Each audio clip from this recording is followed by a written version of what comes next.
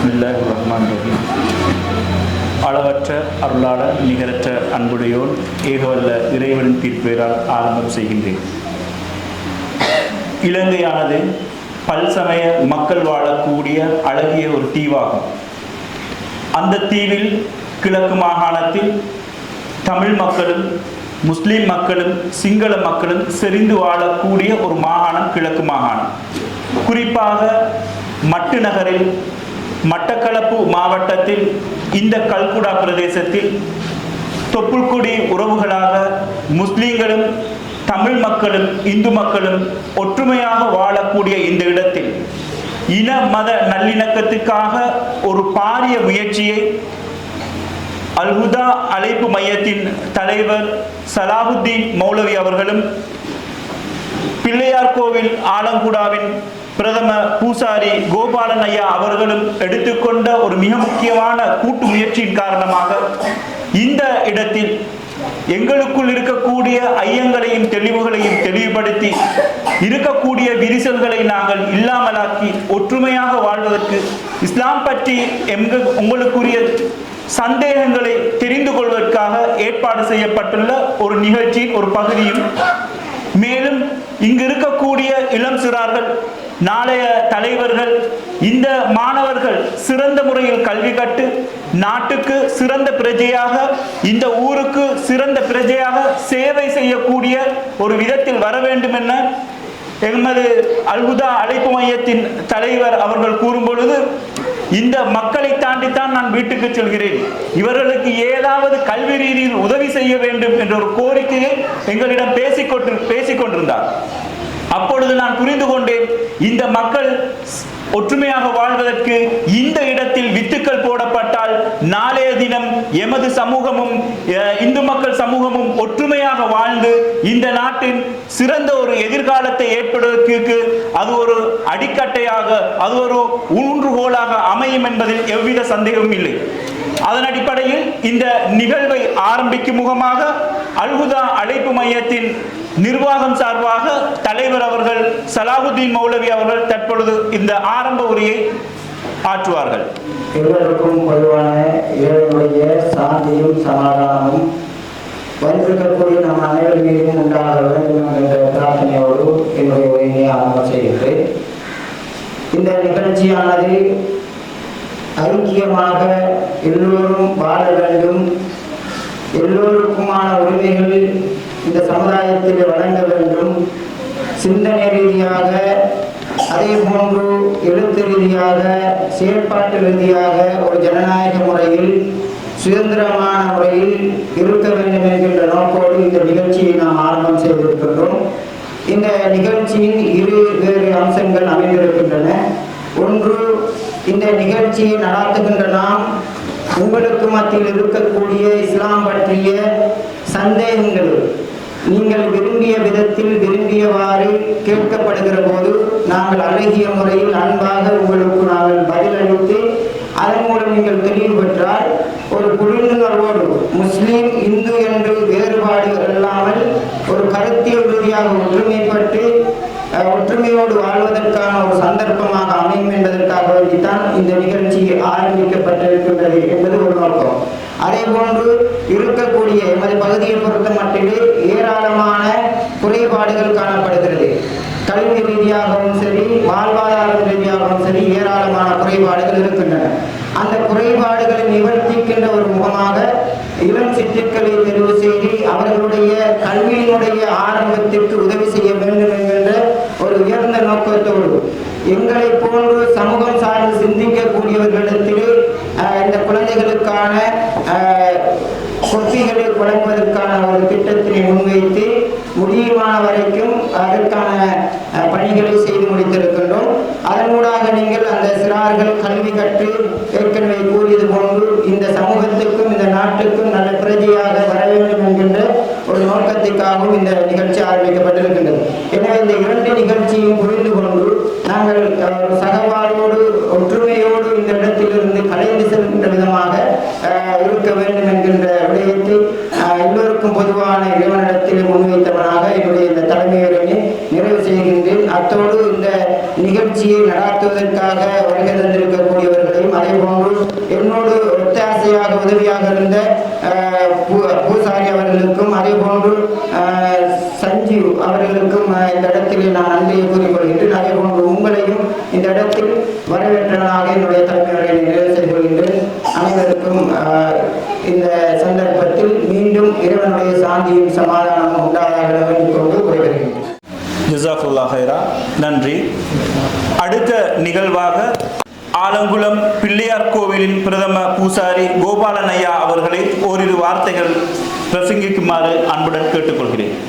எல்லோருக்கும் வணக்கம். என்னென்னா உங்களுக்கு தெரியும், நாங்கள் நல்ல கஷ்டப்பட்டு அடுத்து நம்மளோட மௌலவிரிக்காரு அவரோட சொந்த பணத்தில் இதை உங்களுக்கு இந்த உதவி செய்யல நல்லா கஷ்டப்பட்டு கொடபள்ளர்கள்ட்ட கையேந்தி எடுத்து தான் உங்களுக்கு இந்த பாடசாலை உபகரணங்களை வழங்குறதுக்கு ஏற்பாடு செய்திருக்கார். இரவு பகலாக என்னோடும் அவருடன் நான் நின்று எங்களுடன் சுஜித் அவர்களும் நாங்கள் 3 பேர் நின்று இந்த உங்களை ஒரு இடமாக உங்களுக்கு தெரியும் வெயிலென்று பாராமல் நாங்கள் உங்களுக்கிட்ட வந்து உங்களை பெயர் விவரம் எடுத்து உங்களுக்கு இந்த உதவியை வழங்கியிருக்கிறார் எமது மௌலவி அவர்கள். அடுத்தது அவருக்கு உதவி செய்த அனைவருக்கும் எங்களோட இந்த ஆலங்குளத்து கிராம மக்கள் சார்பாக மிக நன்றியை செலுத்துகிறோம். ஏனென்றா எங்களோட மௌலவியில் காசு இல்லது, அவர் எல்லாரமும் ஒரு படியாக ஒரு வீட்டு படியாக ஏறி வாங்கினது தான் இந்த பொருள். அவரோட சொந்த காசு இல்லை, அவர் எங்களை போல ஒரு ஏழை அப்படி கஷ்டப்பட்டு தான் இவ்வளவுத்தையும் எடுத்து உங்களுக்கு. ஏனெண்டா இந்த புத்தகம் கொப்பி சாமான் அவங்க சாராங்க உங்களை விளையாடுறதுக்கு இல்லை, நீங்கள் படிக்கணும், நீங்களும் படித்து நல்ல பிரஜைகளாக உருவாகணுமென்று உங்களுக்கு தெரியும். அடுத்தது என்னென்னா நாங்கள் இது மட்டும் கொடுக்கல, எங்களை மௌலவிர உதவி இன்னமும் இருக்கு. மேல் வகுப்பு படிக்கிற குழந்தைகளுக்கும் தன்னால் ஏண்ட எவரவர்கிட்ட உதவி கேட்கலுமோ அங்கெல்லாம் போய் உதவி கேட்டு உங்களுக்கு உங்களோட குழந்தைகளுக்காக மௌலவியை இன்னும் உதவி மேலும் மேலும் உதவி செய்வார் என கேட்டு எனது சிறிய உரையை முடிக்கிறேன். வணக்கம், நன்றி. முதலாவது கட்டமாக எமக்குள் இருக்கும் ஐயங்களுக்கான தெளிவுகளை பெற்றுக்கொள்வதற்கு ஒரு சந்தர்ப்பமாக இந்த இடத்தில் சிலோன் தௌஹீத் ஜமாத்தின் செயலாளர் சகோதரர் ராசிக் ரஃபிக்தீன் அவர்கள் கெலனி பல்கலைக்கழகத்தில் பிகாம் ஸ்பெஷல் கல்வியை கற்றவர், அதே போன்று பிரித்தானிய பல்கலைக்கழகத்தின் LLB பட்டத்தை முடித்து இலங்கையின் சைக்காலஜிக்கல் அண்ட் கவுன்சிலிங்கை முடித்து, அதாவது உளவியல் ரீதியான டிப்ளோமா பட்டத்தில் அதிகூடிய புள்ளிகளை பெற்று மெரிட்டில் பாஸ் பண்ணி சிங்கள மொழியில் MA பட்டத்தை முடித்த ஒரு சிறந்த கல்விமான். அவர்கள் மூலமாக உங்களுக்கான கேள்விகளை கேட்டு அதற்கு பதிலை வழங்குவதற்கு நான் அவரை அழைக்கின்றேன். இலங்கையில் இதுபோன்று பல இடங்களில் சிங்கள மொழியிலும் ஆங்கில மொழியிலும் தமிழ் மொழியிலும் நாங்கள் இந்த நிகழ்வுகளை நடத்தியுள்ளோம்.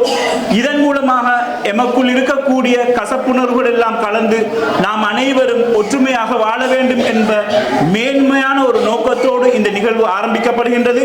அதற்கான சந்தர்ப்பத்தை நான் வழங்குவதற்கு தற்பொழுது சகோதரர் ராசிக் அவர்களை அன்புடன் அழைக்கின்றேன்.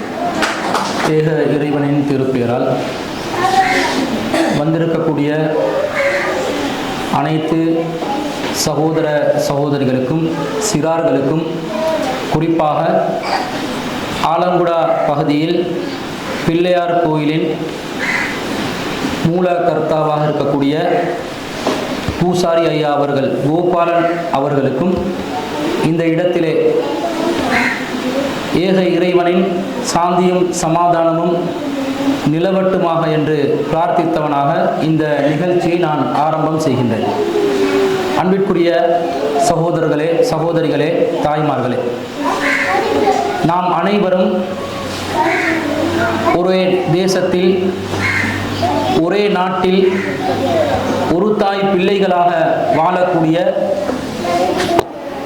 சகோதரத்துவத்தை மேம்படுத்தக்கூடிய, தொப்புட்கொடி உறவுகளாக வாழ கடமைப்பட்டவர்களாக இருக்கக்கூடியவர்கள்.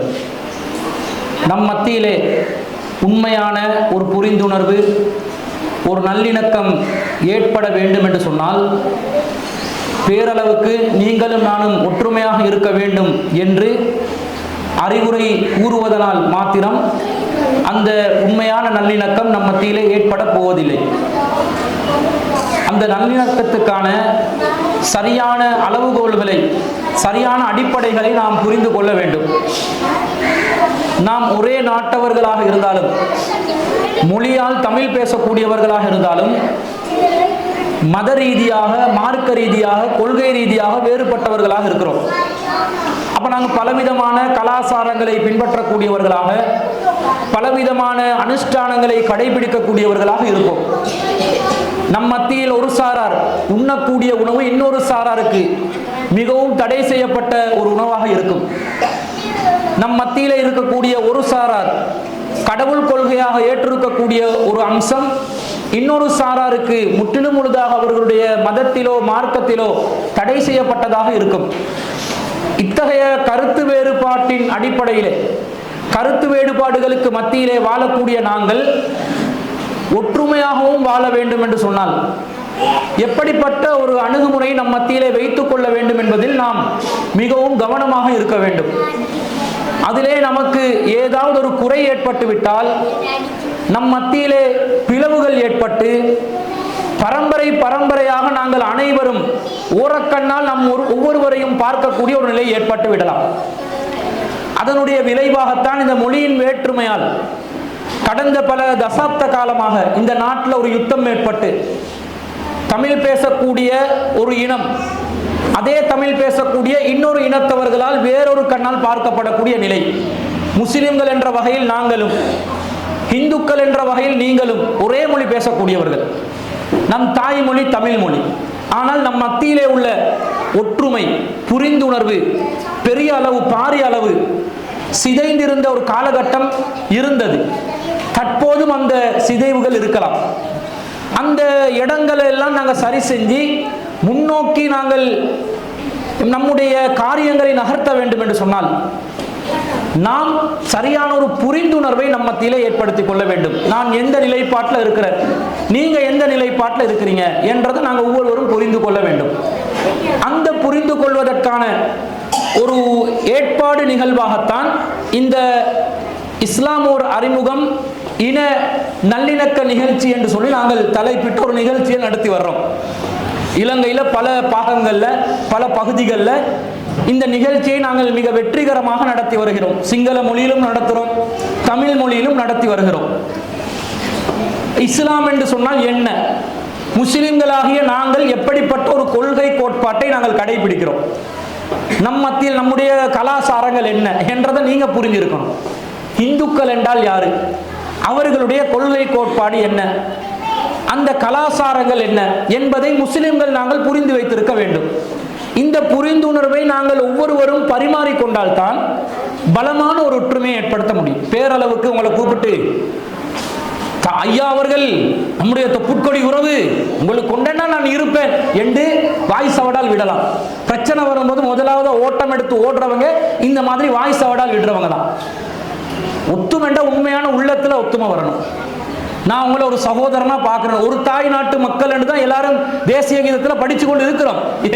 70 ஆண்டுகளாக படிச்சு கொண்டு பாடிக்கொண்டு இருக்கிறோம். அந்த உணர்வு நடைமுறையில் இருந்துச்சா? இல்லை. ஒரு தாய் மக்கள் என்ற பாடலை பாடினாலும் தேசிய கீதம் என்று சொன்னாலும் உணர்வு வரல. என்ன காரணம்?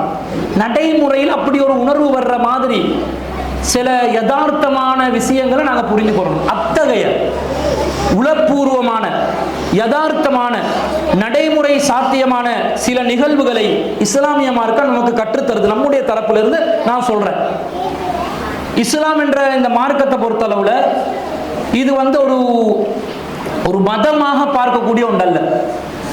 நம்முடைய நிலைப்பாட நான் என்னன்னு சொல்லணுமே, இது ஒரு மதம், 4 மதம்ல 5வது மதமா இஸ்லாம், அல்லது 3 மதங்கள்ல 4வது மதமா இஸ்லாம், இப்படி இல்லை. இஸ்லாம் என்பது ஒரு வாழ்க்கை நெறியாக முஸ்லிம்களாகி நாங்க பார்க்கிறோம். நம்முடைய வாழ்க்கையில நாங்க பிறந்ததிலிருந்து மரணிக்கும் வரைக்கும், ஒரு நாள்ல நாங்க காலையில எந்திரிக்கிற நேரத்திலிருந்து இரவுல தூங்குற நேரம் வரைக்கும் நம்முடைய ஒவ்வொரு காரியமும் இஸ்லாமாக இருக்க வேண்டும் என்று இஸ்லாம் நமக்கு சொல்லுது. அப்படின்னா இஸ்லாம் என்றா என்ன?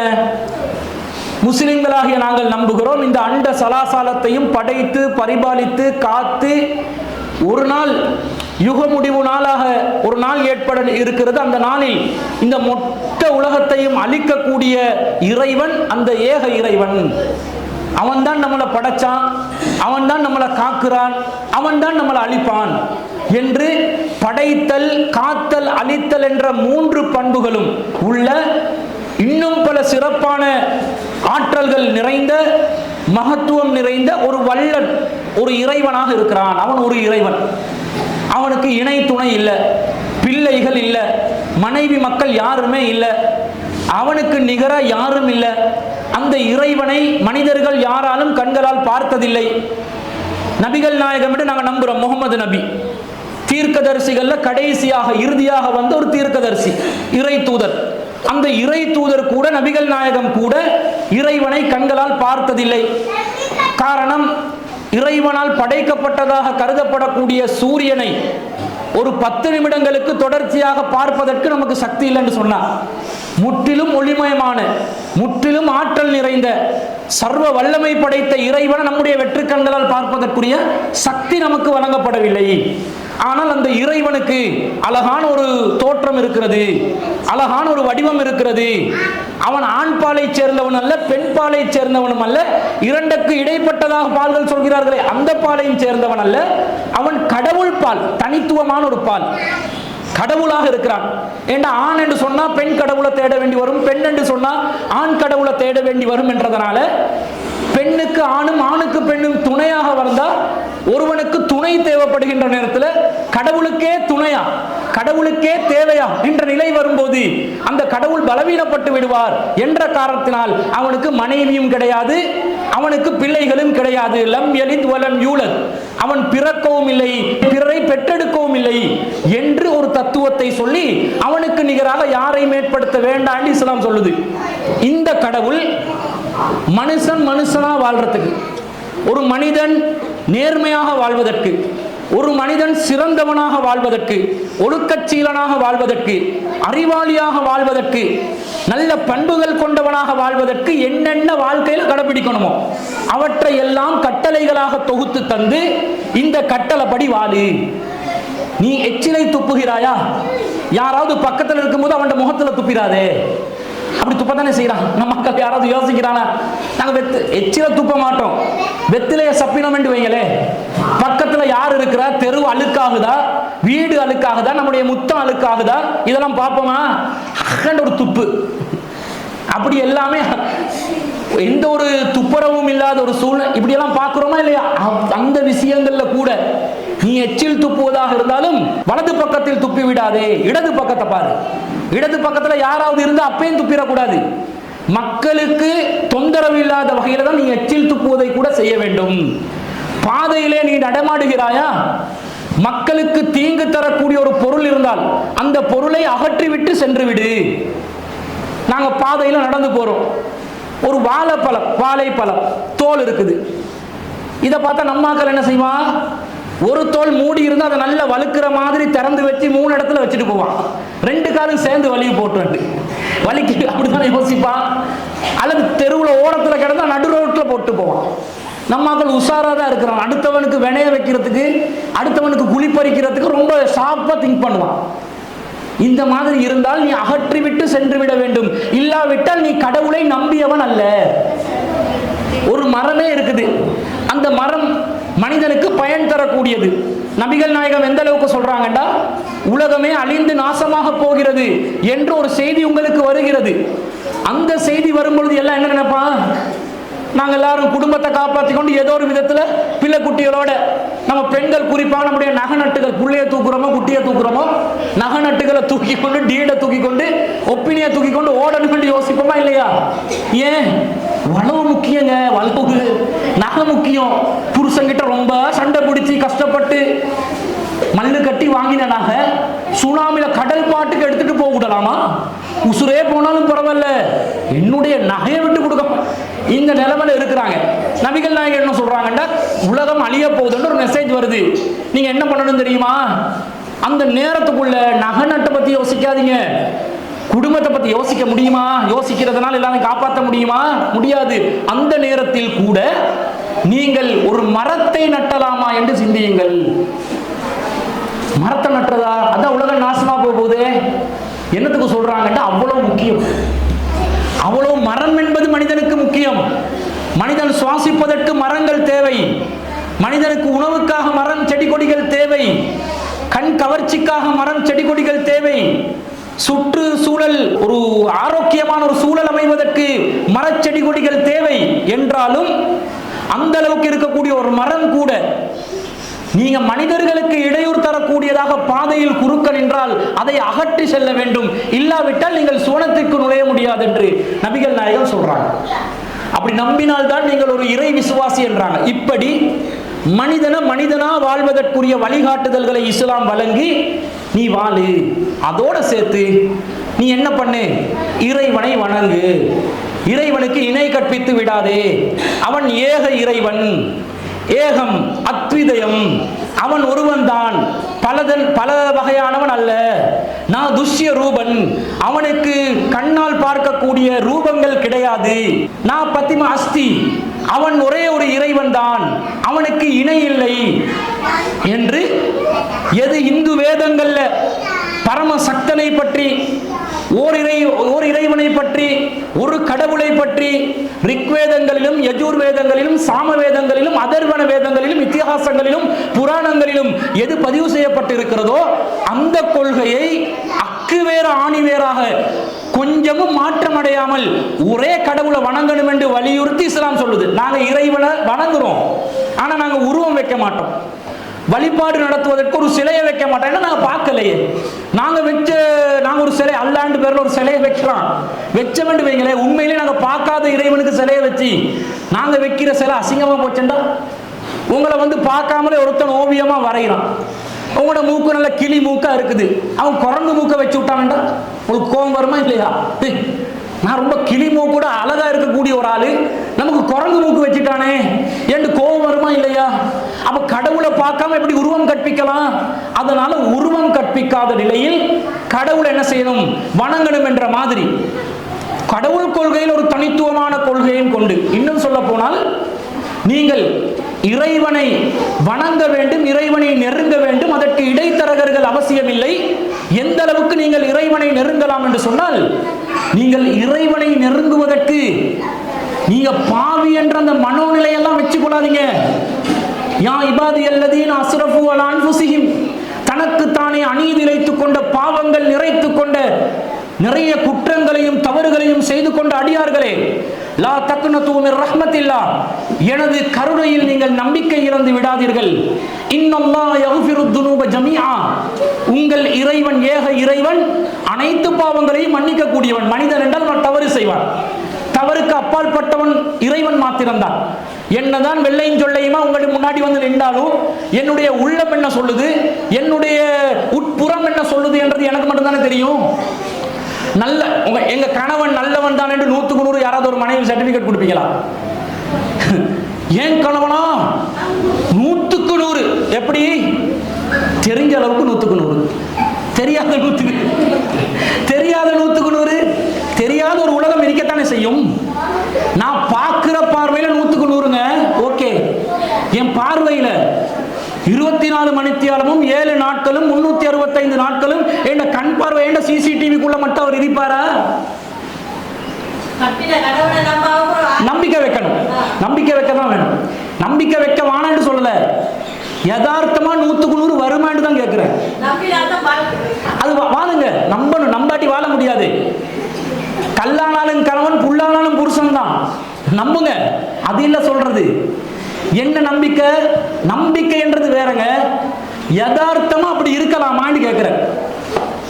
உள்ள மனைவியோட பேசுவான், அன்பே உயிரே உன்னை தவிர எனக்கு ஒரு உலகமே இல்லை என்றுவான். அவனோட மைண்ட் வாய்ஸ் மட்டும் வெளியே கேட்க வேண்டிய இந்த கர்மத்தை எல்லாம் சொல்ல வேண்டி வருது என்றுவான் உள்ளுக்குள்ள. அப்படி இல்லாத எல்லாரையும் குறை சொல்ல வரலங்க, நல்லவங்க இருப்பாங்க. யாருக்கும் 100க்கு 100% இவன் உத்தமன், உத்தம புத்திரன், அப்படி சொல்லலாம். ஒரு பெண்ணை பார்த்து 100% இவ தவறே செய்ய மாட்டான்னு யாருக்கும் சொல்ல முடியாது. மனிதர்கள் தானே, பலவீனமானவர்கள் தானே. நாங்களே நல்ல இருக்க நினைச்சாலும் சூழல் நல்ல இருக்க விடுமா? விடாதுங்க. ஒரு அரசியல்வாதி வருவான் வந்து, மக்களே உங்களுக்காக நான் பாடுபடுவேன், நான் உங்கள் மண்ணில் பிறக்கவில்லையா, உங்களுடைய புத்திரன் அல்லவா, இப்படி எல்லாம் பேசுவான். பதவியை கொடுத்து பாருங்க, பா என்று போயிட்டுவான்.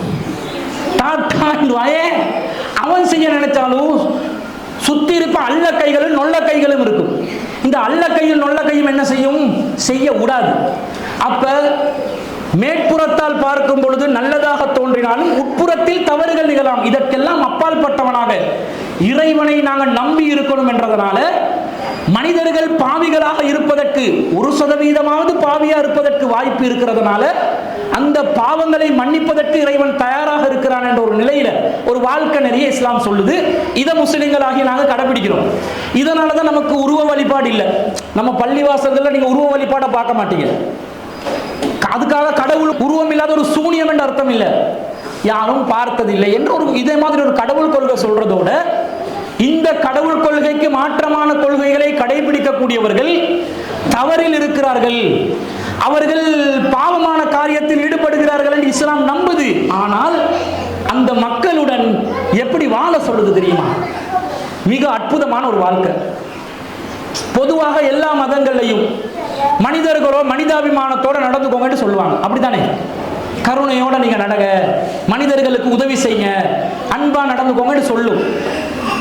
மதத்துடைய ஒரு கட்டாய கடமையில மதத்தின் வழிபட வேண்டிய முக்கியமான வழிபாடுகளில் ஒன்றுல பிற மதத்தவர்களுக்கு மனிதநேயத்தோட நடக்க சொல்லி எந்த மதத்திலேயாவது கட்டளை போட்டு இருக்குமா என்று கேட்டால் ஆய்வு செய்த பார்த்த வரைக்கும் இல்லை. இஸ்லாம் என்ன சொல்றதுன்னா, முஸ்லிம்கள்ட்ட 5 கடமை இருக்குது. அதுல ஒண்ணு நான் சொன்ன அந்த கடவுள் கொள்கை, அதுல உறுதியா இருக்கணும். 2வது நாங்கள் கடவுளை வழிபடுறது தொழுகை. ஒரு நாளைக்கு 5 நேரம் நாங்கள் தொழுகை நடத்துவோம். அந்த தொழுகையில கடவுளை வழிபடுவோம். 5 நேரம், காலையில விடிய கால ஒரு நேரம், பகல்ல ஒரு நேரம், சாயங்காலம் ஒரு நேரம், சூரியன் மறைஞ்சதும் ஒரு நேரம், திரும்ப இரவுல சூரியன் மறைஞ்ச 1 மணி நேரத்துக்கு பிறகு 5 நேரம் நாங்க எங்களை என்ன செய்யணும்? கடவுளோட தொடர்பு படுத்தி கொண்டே வாழணும். இப்படி வாழ சொல்லுது. 3வது நோன்பு காலங்கள் வருமே, இந்த நோன்பு வந்தா நோன்பு பிடிப்பாங்கன்னு கேள்விப்பட்டீங்களே, இதை நாங்க செய்வோம். காலையிலிருந்து விடிய காட்டில் ஒரு 5 மணி அளவுல இருந்து சூரியன் மறையும் வரைக்கும் கிட்டத்தட்ட இலங்கை நாட்டில் 14 மணித்தியாலங்கள் நாங்கள் நோன்பு நோட்போம். உண்ணாமல் பருகாமல் இருப்போம். கடவுளை உண்ணுவான் பருகுவோம் அது தெரியல, மனசாட்சி படி நம்பிக்கை தான். நம்பிக்கையில கடவுள் பார்த்து கொண்டு இருக்கிறான் என்ற ஒரு எண்ணத்துல அனுமதிக்கப்பட்ட உணவையும் நாங்கள் சாப்பிடாமல், அனுமதிக்கப்பட்ட பானத்தையும் சாப்பிடாமல், கடவுள் நம்மை கண்காணித்துக் கொண்டிருக்கிறான் என்ற உணர்வோட எதையுமே சாப்பிடாமல் இருப்போம். அதுல என்ன பயிற்சி என்றா, அனுமதிக்கப்பட்டதை நீ கடவுள் கண்காணிக்கிறான் என்று சாப்பிடாம இருக்கிறியா, அடுத்தவண்ட காணி அபகரிக்கிறாது, அது அனுமதிக்கப்பட்டது அல்ல. மது சாப்பிடாதே, அருந்தி விடாதே, அது அனுமதிக்கப்பட்டது அல்ல. அடுத்தவண்ட குடிய கெடுத்துறாதே, அது அனுமதிக்கப்பட்டது அல்ல. இந்த மாதிரி வழிகாட்டல்ல ஒரு நோன்பு. ஹஜ் என்ன சொல்லுது? என்னன்னு சொன்னா, சக்தி பெற்றவர்கள், வசதி பெற்றவர்கள் வாழ்நாள்ல ஒரு தடவையாவது அந்த மக்காண்டு இருக்குது சவுதியில, அது ஒரு பள்ளிவாசல் தான். அங்க கடவுள் குடியிருக்கிறான் அர்த்தம் இல்லை, அது ஒரு பள்ளிவாசல் தான். அங்க போய் பல நாட்டவர்கள் சேர்ந்து ஒரு இடத்துல குமிஞ்சி கடவுளை ஒத்துமையா வழிபடணும். வெள்ளையும் கருப்பேன் வேறுபாடு இருக்கக்கூடாது, மொழியால் வேறுபடக்கூடாது. இங்கிலீஷ் பேசுறவனு இருப்பான், சைனா பேசுறவனு இருப்பான், தமிழனு இருப்பான், அரபிக்காரனு இருப்பான், எல்லாரும் ஒரே அணியில நின்று கடவுளை வழிபடு. வசதி படைத்தவர்கள் பணக்காரர்களிடம்தான் குல வேற்றுமை, ஜாதி வேற்றுமை, மனிதர்கள் பிறப்பால் உயர்ந்தவர்கள் தாழ்ந்தவர்கள், நிற வேற்றுமை என்றதெல்லாம் இருக்கும். அப்படிப்பட்ட வசதிப்பட்டவங்க எல்லாம் வாங்கடா வந்து தைக்கப்படாத ஆடையை அணிந்து கடவுளுக்கு முன்னாடி, தைக்கப்பட முடியாது, வெள்ளை ஆடை தான் அணியணும். ட்ரெஸ்ல கூட வேற்றுமை காட்டக்கூடாது. ஸ்கூலுக்கு யூனிஃபார்ம் போட்டு அனுப்புற மாதிரி எல்லாரும் வெள்ளை ஆடையில வா, தலைய மொட்டையும் அடிச்சுக்கோ. ஏர் ஸ்டைலும் கிடையாது, பெண்களுக்கு கிடையாது, பெண்களுக்கு கட் பண்ணிடணும், மொட்டை அடிக்க தேவையில்லை. எல்லாரும் மொட்டை அடிச்சுட்டு வெட்ட வெயில்ல கடவுளுக்கு முன்னாடி நின்று வணங்கு, இறைவனுக்கு முன்னாடி அனைவரும் சமம் என்று காட்டன்னு ஒரு ஹஜ் என்ற ஒரு வழிபாடு. இதோட இன்னொரு முக்கியமான கடமை என்ன தெரியுமா? ஜக்காத் என்று ஒரு கடமை. வசதி படைத்தவர்கள் தன்னுடைய ஒரு குறிப்பிட்ட அளவு பொருளாதாரம் இருந்துச்சுன்ற ஒரு அளவு சொல்லுது. அந்த அளவு பொருளாதாரம் இருந்துச்சுன்னு சொன்னா நீங்க உங்களுடைய பணத்திலிருந்து 2.5% ஏழைகளுக்கு கட்டாயமாக கொடுக்கணும். விரும்பி கொடுக்கறதெல்லாம் இல்லை, கட்டாயமா கொடுக்கணும். 100 ரூபாய் எனக்கு சொந்தம் என்று வைங்க, எனக்கு கிட்டத்தட்ட 720 கிராம் வெள்ளி அளவுக்கு சொத்து இருக்குது. அதாவது கிட்டத்தட்ட ஒரு 2 லட்சம் அளவுக்கு சொத்து இருந்தா என்னுடைய மொத்த சொத்துல, மொத்தமா என்கிட்ட இருக்கக்கூடிய சொத்துல 2.5% என்னுடைய சொத்து அல்ல, 97% தான் எனக்கு உரிமை. 2.5% எனக்கு உரித்தானது அல்ல, அது ஏழைகளுக்கு வழங்கப்பட வேண்டும் என்று இஸ்லாம் கட்டளை இடுது. இதுக்கு ஜக்காத் என்று சொல்லுவோம் நாங்க. ஜக்காத் என்று தமிழ் மக்களும் சொல்லுவாங்க. இந்த ஜக்காத்துல 2.5% கொடுக்கிற தொகையில அதை பெற தகுதியானவர்கள் என்று ஒரு கூட்டத்தாரை பற்றி திருக்குர்ஆன்ல 9வது அத்தியாயத்தில் 60வது வசனம் சொல்கிறது. என்ன சொல்லுது? வல் முஅல்லஃபதி குலூபுஹும், யாருடைய உள்ளங்கள் ஈர்க்கப்படுகிறதோ, நல்லெண்ணத்துடன் வாழ்கிறார்களோ, சக வாழ்வில் இருக்கிறார்களோ அவர்களுக்கும் கொடுக்கப்பட வேண்டும். முஸ்லிம் அல்லாதவர்களுக்கு கொடு என்று இஸ்லாம் சொல்லுது. தன்னுடைய சொத்தை, முஸ்லிம்களுடைய சொத்துல 2.5% முஸ்லிம்களுக்கு சொந்தம் இல்ல, அதை ஏழைகளுக்கு கொடுக்கணும், தேவைப்படுபவர்களுக்கு கொடுக்கணும். இந்த ஏழைகள் தேவைப்படுபவர்கள் முஸ்லிம்கள் என்று நினைச்சிருவாங்க தான் எங்கட மக்கள். முஸ்லிம்களுக்கு கொடுங்க, ஓகே முஸ்லிம்களுக்கு தான் கொடுக்கணும். அப்ப முஸ்லிம் அல்லாதவர்கள் அவங்க மனிதர்கள் இல்லையா? அவங்களுக்கு வாய் பசி இல்லையா? வயிற்று பசி இல்லையா? அவங்களுக்கு தேவை இல்லையா? அவங்களுக்கும் தேவை இருக்குது.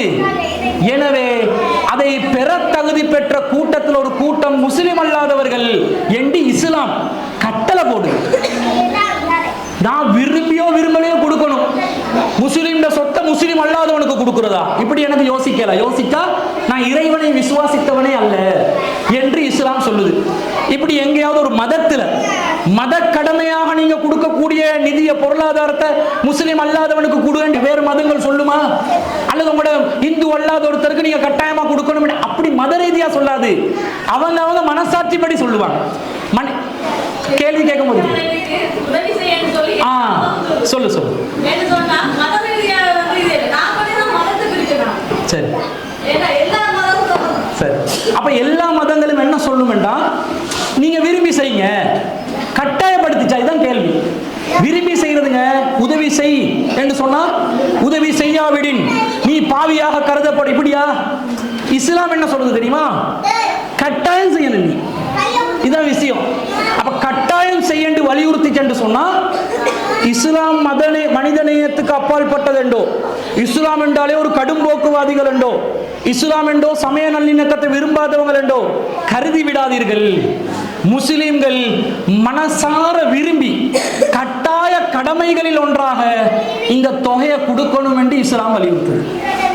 இப்படி ஒரு இஸ்லாம் மனித நேயத்தை சொல்லியிருக்குது. நம்ம மூதாதையர்கள்ல எத்தனை பேர் இதை கடைபிடிச்சாங்கன்னு தெரியல. கடைபிடிக்காட்டி அவங்களை கடைபிடிக்க வச்சு கொண்டிருக்கிறோம். கொடுங்க. உதாரணமாக சொல்வதாக இருந்தால், ஒரு மனிதர் வருகிறார், நபிகள் நாயகத்திடம் கேட்கிறார், ஐயுல் இஸ்லாமி ஹைர், இஸ்லாத்துல சிறந்த செயல் எதுன்னு கேட்கிறாங்க. நபிகள் நாயகம் சொல்றாங்க, நீங்கள் அறிந்தவருக்கும் அறியாதவர்களுக்கும் சமாதானத்தை பரப்புங்கள். தெரிஞ்சவனுக்கும் சமாதானம் உண்டாகட்டும், தெரியாதவனுக்கும் சமாதானம் உண்டாகட்டும் என்று சொல்லுங்க. அடுத்தது, பசித்தவருக்கு உணவளி. இதுதான் இஸ்லாமிய மார்க்கத்திலேயே சிறந்த செயல். சிறந்த செயல் என்று கடவுளை வழிபடு, கடவுளுக்கு அனுஷ்டானங்களை நிறைவேற்று, கடவுளுக்கு மரியாதை. இதை சொல்லாம எதை சொல்லுது? எவன் பசியில வாடுறானோ அவனுக்கு போய் சாப்பாடு கொடு.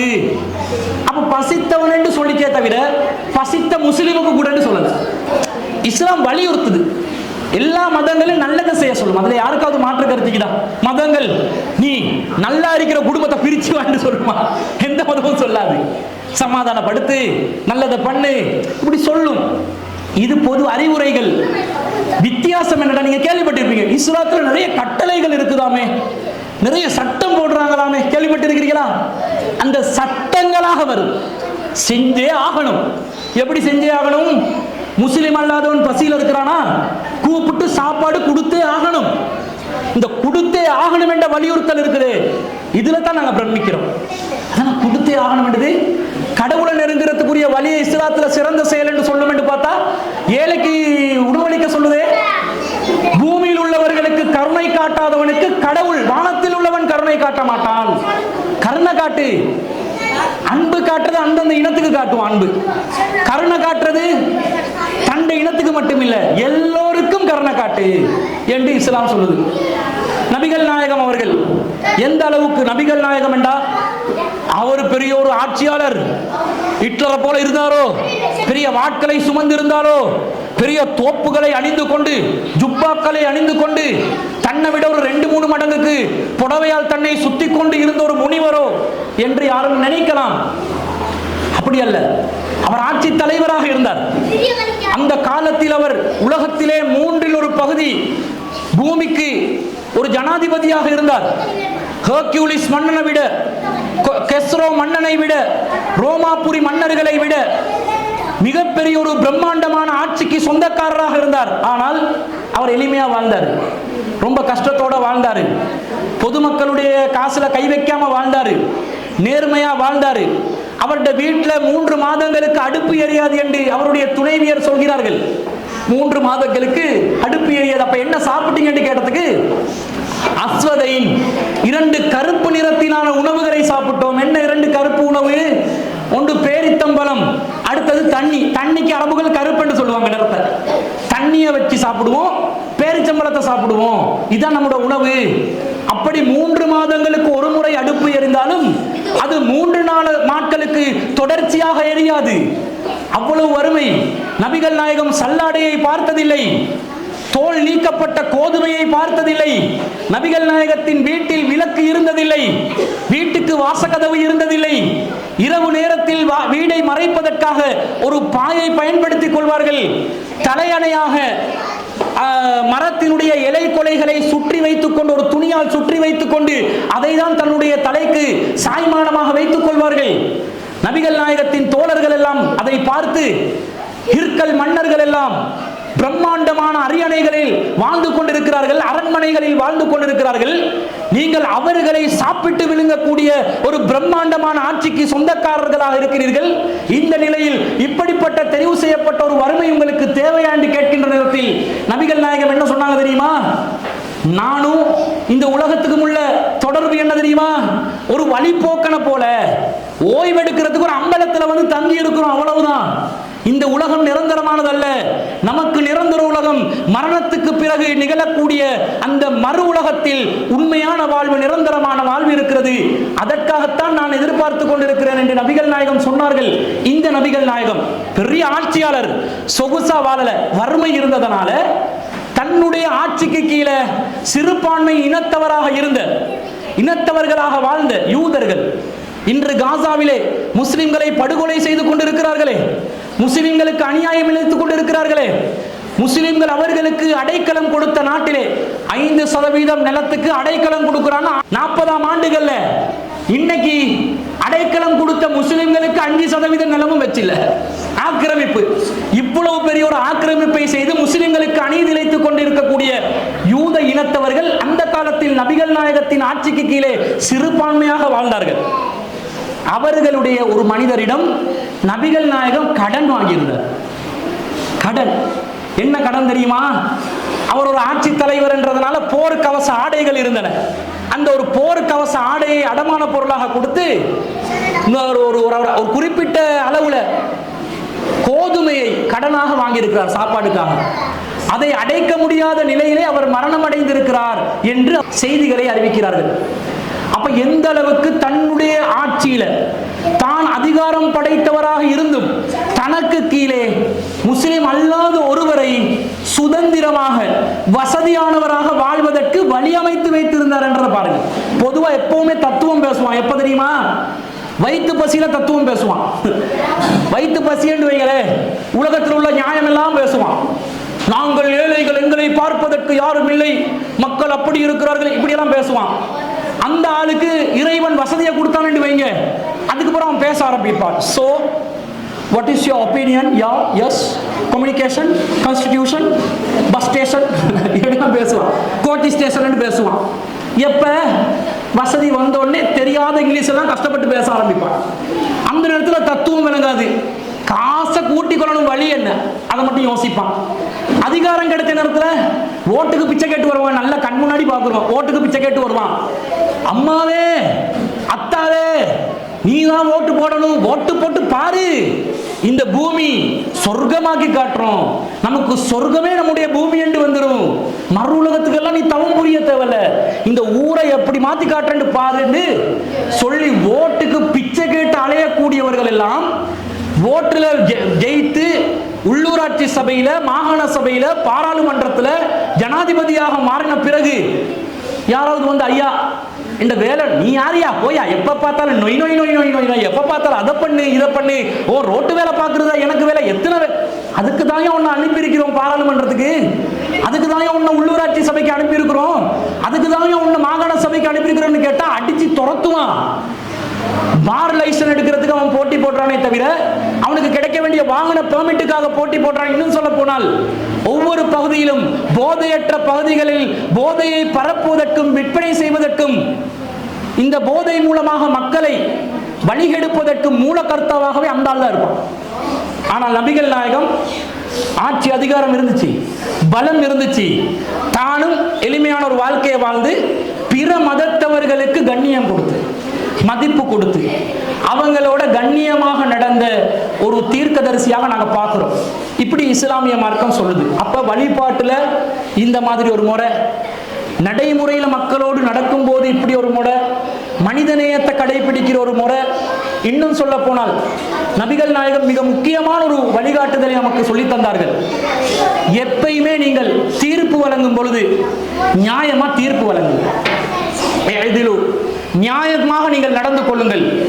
அக்ரபுல் தக்வா, அதுதான் இறையச்சத்திற்கு மிகவும் தோதுவானது, இறையச்சத்திற்கு நெருக்கமானது. இறைவனை நீங்க நம்புறீங்கடா, இறைவனை பயப்படுறீங்கடா, இறைவன் உங்களை பார்த்து கொண்டு இருக்கிறான் என்ற எண்ணம் இருக்குமெண்டா, நீங்க நீதியா நடக்கணும். இந்த நீதி அதிகாரம் வந்தோடனே இல்லாம போகும். இந்த நீதி தனக்கு ஒரு சுயநலம் என்று வருகின்ற நேரத்தில் இல்லாம போகும். நபிகள் நாயகத்துல காலத்துல ரெண்டு மனிதர்களுக்கு மத்தியிலே பஞ்சாயத்து நடக்குது. ஒரு மனிதர் சொல்கிறார், யூதர் ஒருவர், எனது தீர்க்கதரிசி தான் சிறந்தவர், மோசே எனது தீர்க்கதரிசி, அவர் தான் சிறந்தவர். முஸ்லிம் சொல்கிறார், எனது தீர்க்கதரிசி தான் சிறந்தவர், முகம்மது எனது தீர்க்கதரிசி. ரெண்டு பேரும் தீர்க்கதரிசிகளை நம்புறாங்க, அவருடைய தீர்க்கதரிசியை முஸ்லிம்களும் நம்ப செய்யறாங்க. ஆனா யூதர் தன்னுடைய தீர்க்கதரிசி சிறந்தவர் என்று சொன்ன நேரத்தில் முஸ்லிமுக்கு கோபம் போயிட்டு கண்ணம் வெடிக்கிறதுக்கு பலாரன்னு ஒரு அறையிறாரு யூதருக்கு. அந்த யூதர் என்ன பண்றாரு தெரியுமா? உடனே ஜனாதிபதியிடம், அந்த நேரத்தில் ஜனாதிபதியும் நபிகள் நாயகம் தான், நீதிபதியும் நபிகள் நாயகம் தான், அவரிடம் செல்கிறார்கள். சென்று, உங்களுடைய இனத்தவர் ஒருவர், முஸ்லிம் ஒருவர் என்னை கன்னத்தில் அறைந்தார், எனக்கு நியாயம் தீர்ப்பு வேணும், நியாய தீர்ப்பு வேணும். என்ன நியாய தீர்ப்பு? எனக்கு அறைஞ்சது தவறு, அவருக்கும் அறையப்படும். ஏண்ட பல் உடைச்சானேண்டா போலீஸ் ஸ்டேஷன்ல போயிட்டு கம்ப்ளைண்ட் பண்ணணும். என்ன செய்வான் தெரியுமா? பல் உடைச்சவன 14 நாளைக்கு ஜெயிலுக்கு அனுப்புவான். அவன் 14 நாள் ஜெயில போயிட்டு என்ன செய்வான் தெரியுமா? நல்ல வயிறார சாப்பிட்டு 3 வேளை சாப்பாடு இலவசமா கிடைக்கும். விசிட் என்ற பேர்ல அவனுக்கு நிறைய உணவுப் பொருட்கள் கிடைக்கும். அந்த ஜெயிலுக்குள்ள போன உடனே அடுத்தவண்ட பல்லு 2 பல்லு எப்படி உடைக்கிறதுன்னு படிச்சுட்டு வருவான். இஸ்லாம் எப்படி சொல்லிச்சு தெரியுமா? உடனே கொண்டு தீர்ப்பு வழங்கிறோம். வழக்கெல்லாம் நாள் கடந்தெல்லாம் வந்துடக்கூடாது, உடனே கொண்டு தீர்ப்பு. உன் பல்ல உடைச்சானா, இங்கே வா, ஏன் பல்ல உடைச்சாய், தப்பு ஒத்துக்கொள்றியா? பாதிக்கப்பட்டவன்கிட்ட கேட்பான, அவன் அதே பல்ல உடைக்கவா, மன்னிச்சு விடுறியா, அல்லது நஷ்ட ஈடு பெற்றுக்கொள்றியா? நஷ்ட ஈடு வேணுமெண்டா உடனே கொடுத்துட்டு அனுப்புவாங்க. இல்ல எனக்கு நஷ்ட ஈடு வேணாம், மக்கள் மத்தியில் என்ன அரைஞ்சான், என்ன மானம் போயிருச்சு, அவன் பல்ல உடைச்சிடணும்னா உடை, அரசாங்கம் உடைக்க வைக்கும். அப்பதான் அடுத்தவண்ட பல்ல உடைக்காம இருப்பான். இப்படி தீர்ப்பு வழங்குவாங்களா? அந்த நம்பிக்கையில யூதர் செல்கிறார். சென்று, உங்களுடைய இனத்தவர் எனக்கு கன்னத்தில் அரைஞ்சிட்டார், தீர்ப்பு வேணும். நபிகள் நாயகம் கேட்கிறாங்க முஸ்லிமை பார்த்து, அரைஞ்சிங்களா, கன்னத்துக்கு அரைஞ்சிங்களா? ஆமா அரைஞ்சேன். ஏன் அரைஞ்சேன் தெரியுமா? உங்களை விட அவருடைய தீர்க்கதரிசி தான் சிறந்தவர் என்று சொன்னார். நபிகள் நாயகம் என்ன சொல்லியிருக்கலாம்? ஆட்சி அதிகாரம் கையில, பலம் கையில, தீர்ப்பு கையில, ஒரு முடிவெடுத்து சொல்லிடலாம். என்ன சொல்லலாம்? நான் தான் சிறந்தவர், நீங்க எப்படி உங்க ஆளு சிறந்தவர் என்றலாம், முஸ்லிம் சொன்னது சரிதான் என்று சொல்லலாம். நபிகள் நாயகம் மாறாக என்ன சொல்கிறார்கள் தெரியுமா? அப்படி சொல்லாதீர்கள். மறு உலகத்திலே அனைவரும் மூர்ச்சிழந்து விழக்கூடிய நாளில் மீண்டும் உலகத்திலே வாழ்ந்த அனைத்து மக்களையும் கடவுள் எழுப்புவான். எழுப்புகின்ற நேரத்தில் அனைவரும் மூர்ச்சை இழந்து விழுந்த நிலையிலிருந்து தான் மீண்டும் எழும்புவார்கள். அப்பொழுது நான் முதலாவதாக எந்திரிச்சு பார்ப்பேன். அந்த நேரத்தில் அந்த யூதர் எந்த தீர்க்கதரிசியோட பேரை சொன்னாரோ, மோசேட பேரை சொல்றாரு. அந்த மோசே என்பவர் எனக்கு முன்னால் கடவுளின் அரியாசனத்தை பிடித்துக் கொண்டிருப்பார். ஒருவேளை அவர் மூர்ச்சையிலிருந்து விழவில்லையோ அல்லது எனக்கு முன்னால் அவர் எந்திரிச்சு விட்டாரோ என்று எனக்கு தெரியாது. எனவே ஒரு தீர்க்கதரிசியை பார்த்து இன்னொரு தீர்க்கதரிசியை விட சிறந்தவர் என்று சொல்லிவிட வேண்டாம் என்று முஸ்லிமுக்கு கண்டனத்தை தெரிவிக்கிறாங்க. நியாயம் வழங்கணும், அளவுகோல் நேரம் இருக்கணும். ஒரு இந்து பெண் ரோட்ல போறான், ஒரு முஸ்லிம் சகோதரன் வந்து அந்த இந்து பெண்ணுடைய கையை பிடிச்சு இழுக்கிறான். முஸ்லிம்கள் பெரும்பான்மை இருக்கக்கூடிய ஒரு ஊரண்டு வைங்க, என்ன பண்ணுவான்? ஆம்புலண்டா 4 பேர் இழுக்கத்தான் செய்வான் அப்படின்னுவான். அப்படி சொல்லுவானா இல்லையா? பெரும்பான்மை பலம். ஆனா என்ன சொல்லணும்? முஸ்லிம்கள் அப்படி சொல்ல மாட்டாங்க. நான் உதாரணத்துக்கு சொல்றேன்.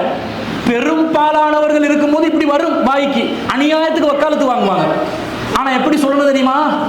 பஞ்சாயத்து வந்தா முஸ்லிமை கூப்பிடுங்க, வா, ஏன் கையை பிடிச்சி இழுத்தாய், என்ன தேவை, இப்படி ரவுடிசம் பண்ணுவியா, லூட்டிசம் பண்ணுவியா, பெண்களை அவமானப்படுத்துவியா, ஆபாசமா நடந்து கொள்வியா, அசிங்கமா நடந்து கொள்வியாண்டு பலாரண்டு அவண்ட கண்ணத்தில் அறையணும் அந்த பெண்ணிட முன்னாடி. நீதி நிலைநாட்டப்படணும். அப்பதான் அந்த பெண்ணுக்கு மனசுக்கு ஆஹா, இனத்தை பார்க்கிறான் இல்லையே, நியாயத்தை பார்க்கிறானே, இவங்ககிட்ட நியாயம் இருக்குதே, மனசாட்சி இருக்குதே. இந்த நீதி என்பது சக வாழ்விற்கு முக்கியமானது. அப்ப நீங்க அந்த அளவுகோலை வச்சு பாருங்க. இஸ்லாம் சொல்றது நீதியை பாருங்க. மதத்தின் பெயரால் வரம்பு மீறாதீங்க. உங்களோட கடவுள் கொள்கையை நீங்க கடைப்பிடிங்க, எங்கட கடவுள் கொள்கையை நாங்க கடைப்பிடிக்கிறோம். அவன் செய்யறதை பார்த்து இவங்க, அவன் பிரியாணி சாப்பிடுறான், மாட்டிறைச்சியை சாப்பிடுறான், இவன் எல்லாம் அப்படியோ, அது அவன்கிட்ட கொள்கை. சைனாவுக்கு போங்களே, கரப்பத்தானே சாப்பிடுவான். கரப்பாம்பூச்சி இருக்குது, கரப்பாம்பூச்சி அவன் வந்து கிலோ கணக்கில் விற்பானுங்க. அதை வளர்க்கறதுக்கு தனியா ஃபார்ம் வச்சிருக்கிறான் கரப்பாம்பூச்சி. நமக்கு பார்க்கறதுக்கு அருவருப்பா இருக்கும். ஒரு சைனாக்காரிக்கிட்ட போயிட்டு ஒரு டிஷ்ல 10 கரப்பாம்பூச்சி பொறிச்சு கொண்டு வச்சு பாருங்க, 2 வாயூரி சாப்பிடுவார். நம்ம டேபிள்ல ஒரு கரப்பாம்பூச்சி போச்சுங்களே, நம்ம பெண்கள் வேண்டு கத்தி ஓடுவாங்க. சைனாக்காரிட்ட முழுக்க கரம்ப ஒரு அடி அடிச்சுட்டு இப்படி எடுத்து 2 உறிஞ்சி சாப்பிடுவார். இப்ப நான் பேண்ட் அவளை கண்டு ஓடணும், சரியண்டா? கண்ட கன்றாவியெல்லாம் சாப்பிடுறீங்க, அது அவங்களோட பழக்கம், அது அவங்க தான் யோசிக்கணும் எதை சாப்பிடும். நாம் அதுக்காக சைனா காரியல் மட்டும் நம்ம ஊருக்குள்ள நுழைஞ்சா உங்களோட கரப்பாம்பூத்தி எல்லாம் இல்லாம போகும். நீங்க ஹாப்பிக் போடவும் தேவையில்ல, மோட்டின் போடவும் தேவையில்ல. சைனாக்காரியை விட்டா வீட்டில் உள்ள எல்லா கரப்பாம்பூச்சியும் சாப்பிடுவாள், எல்லா எலியையும் சாப்பிடுவாள், எல்லா பள்ளியையும் சாப்பிடுவாள்.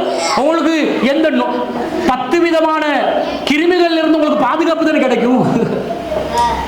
அப்ப எப்படி புரிஞ்சுக்கணும்? அது அவட கொள்கை, இது நம்மட கொள்கை.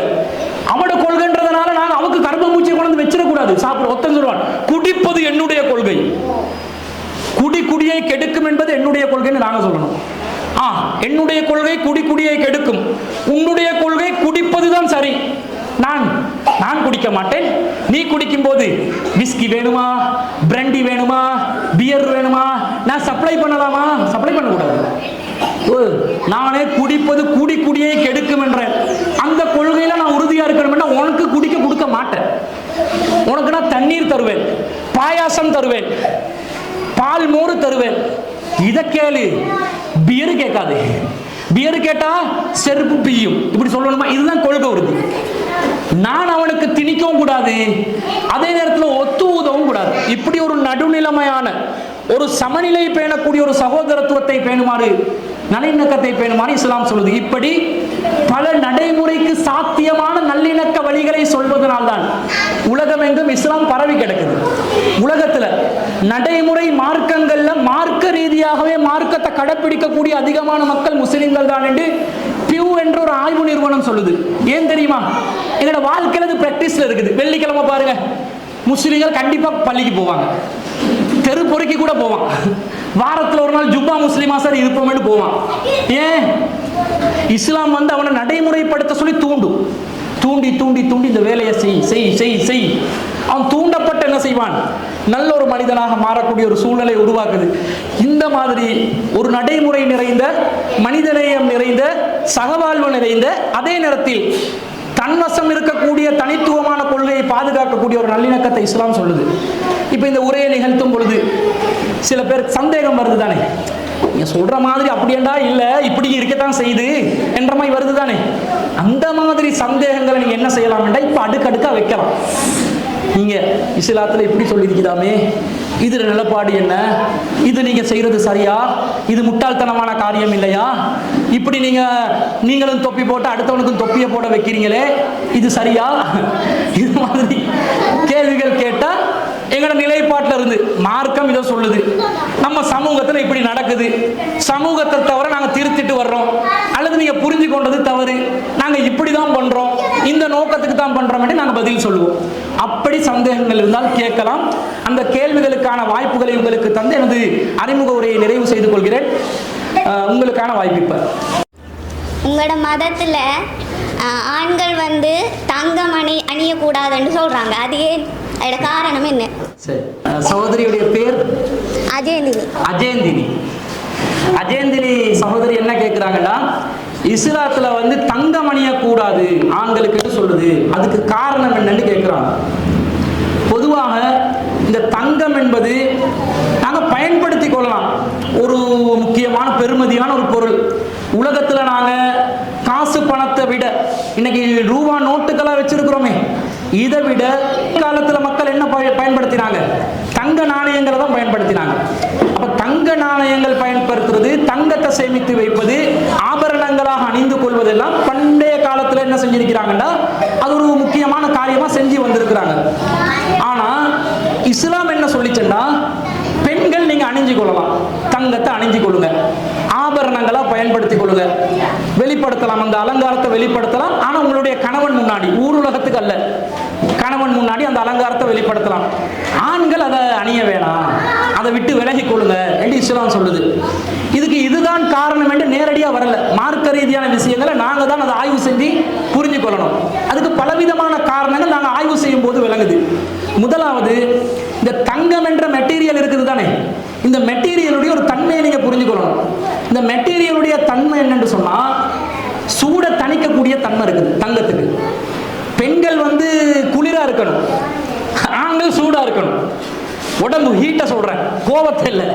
ஹீட்ல ஆண்கள் என்ன செய்யணும்? ஹீட் நிறைஞ்சவங்களா இருக்கணும். பெண்கள் குளிரான மாறி எழுந்துச்சுண்டா, ஒரு பெண் ஹீட்டா இருக்கிறா, தொட்டும் போதே சுடுது, வாழ்க்கை நடக்குமா?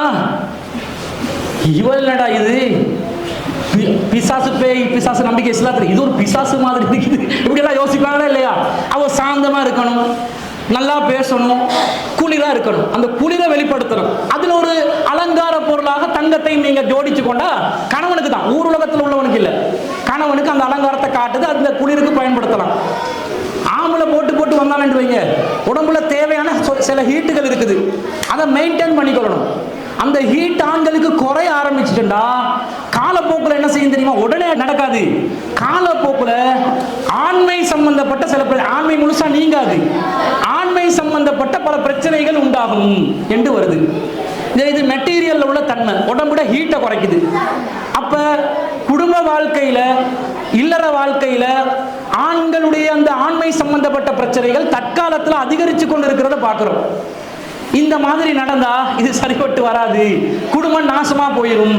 எனவே ஆண்கள் தங்கத்தை நீங்க பயன்படுத்துறதை தவிர்த்து கொள்ளுங்க இஸ்லாம் கூறி இருக்கிறோம். ரெண்டாவது, ஆணை பொறுத்தளவுல வெளியில நடமாடணும், உழைக்கிறதுக்கு போகணும், பஜாருக்கு போகணும், சந்தைக்கு போகணும், நிறுவனங்களுக்கு போகணும், பலரையும் சந்திக்கணும். நான் ஒரு களத்தில் ஒரு 10, 20, 30 பவுனுக்கு சேனை போட்டு, ஒரு 10 பவுனுக்கு பிரேஸ்லெட் 2 கையில போட்டு, 10 விரலுக்கு தங்க மோதிரத்தோட ஒரு இரவு 8 மணிக்கு ஆலங்குடா பகுதியில் நடமாட்டணும் வைங்க, 2 நாளைக்கு நடமாடலாம், 3வது நாள் என் பொடி தான் நடமாடும். ஏன் தூக்கிடுவான்? ஆளை பார்த்து 20 லட்சம் நடமாடுதுடான்டுவான். 20 லட்சத்தை தூக்கு, அவன்கிட்ட புதைச்சிரு, உசுர நசிக்கிரு. 20 லட்சம்டா, 50 லட்சம் கண்ணால பார்த்து வெளியே பண்ணுவான். கணத்துல 5 லட்சம், கையில 2.5 லட்சம், அங்கே மோதிரத்துல 2.5 லட்சம், இந்த மாதிரி நிலைமை வரும். அப்ப பொதுவாக அந்த தங்கம் என்பது வெறுமனே அலங்கார பொருள் மட்டுமல்ல, அது ஒரு சொத்து, அது ஒரு ஒரு காணி பூமி எப்படி நீங்க சொத்தா பாக்குறீங்களோ அந்த மாதிரி ஒரு சொத்து தங்கம் என்பது. சேனா போட்டு இருப்பீங்க, வீட்டுல வருமானத்துக்கு வழி இல்லை, நகை எங்க இருக்கும்? அடமான கடை. நிறைய பேர் அடமானம் வைப்பாங்க, என்னது ஒரு சொத்துங்க தங்கம். தங்கத்தை தங்கத்துக்கு நீங்க சேமிக்கிறது செலவழிக்கிறது நஷ்டம் இல்லை. இந்த காலத்துல வந்து அது பொறுமதி கூடும். அப்படி ஒரு சொத்தாக இருக்கிறதுனால அதை இந்த காலத்துல பொதுவான யதார்த்தம் என்ன, காசு பணம் கூட கையில வச்சிருக்கிறான் எவனாவது. இப்ப டெபிட் கார்டு என்றான், கிரெடிட் கார்டு என்றான், பேபால் என்றான், நெட்டு கார்டு என்றான், ஈஸி கேஷ் என்றான். காசு கையிலே கொண்டு போறது இல்லை. காரணம் என்ன, ஆரம்பத்துல காசு கொண்டு போறது நீங்க பாத்தீங்க, பழைய பெரிய பிரீஃப் கேஸ் எல்லாம் வச்சு 10 லட்ச ரூபாய் காசு கொண்டு வரணும்டா, பெரிய பிரீஃப் கேஸை வச்சு அதுல லொக்கர் நம்பர் எல்லாம் போட்டு அதை தூக்கி கொண்டு வருவான் குடும்பத்துல சொத்து பங்கிடுற நிகழ்வுகளுக்கு. இப்ப அப்படியா, அக்கவுண்ட்ல ஆன்லைன் டிரான்ஸ்ஃபர் கோட் தான் வரும், ஓடிபி கோட் தான் வரும். ஏண்டா காசு பொறுமதிகளை வச்சு நடமாடுவதில்லை, ஆபத்து.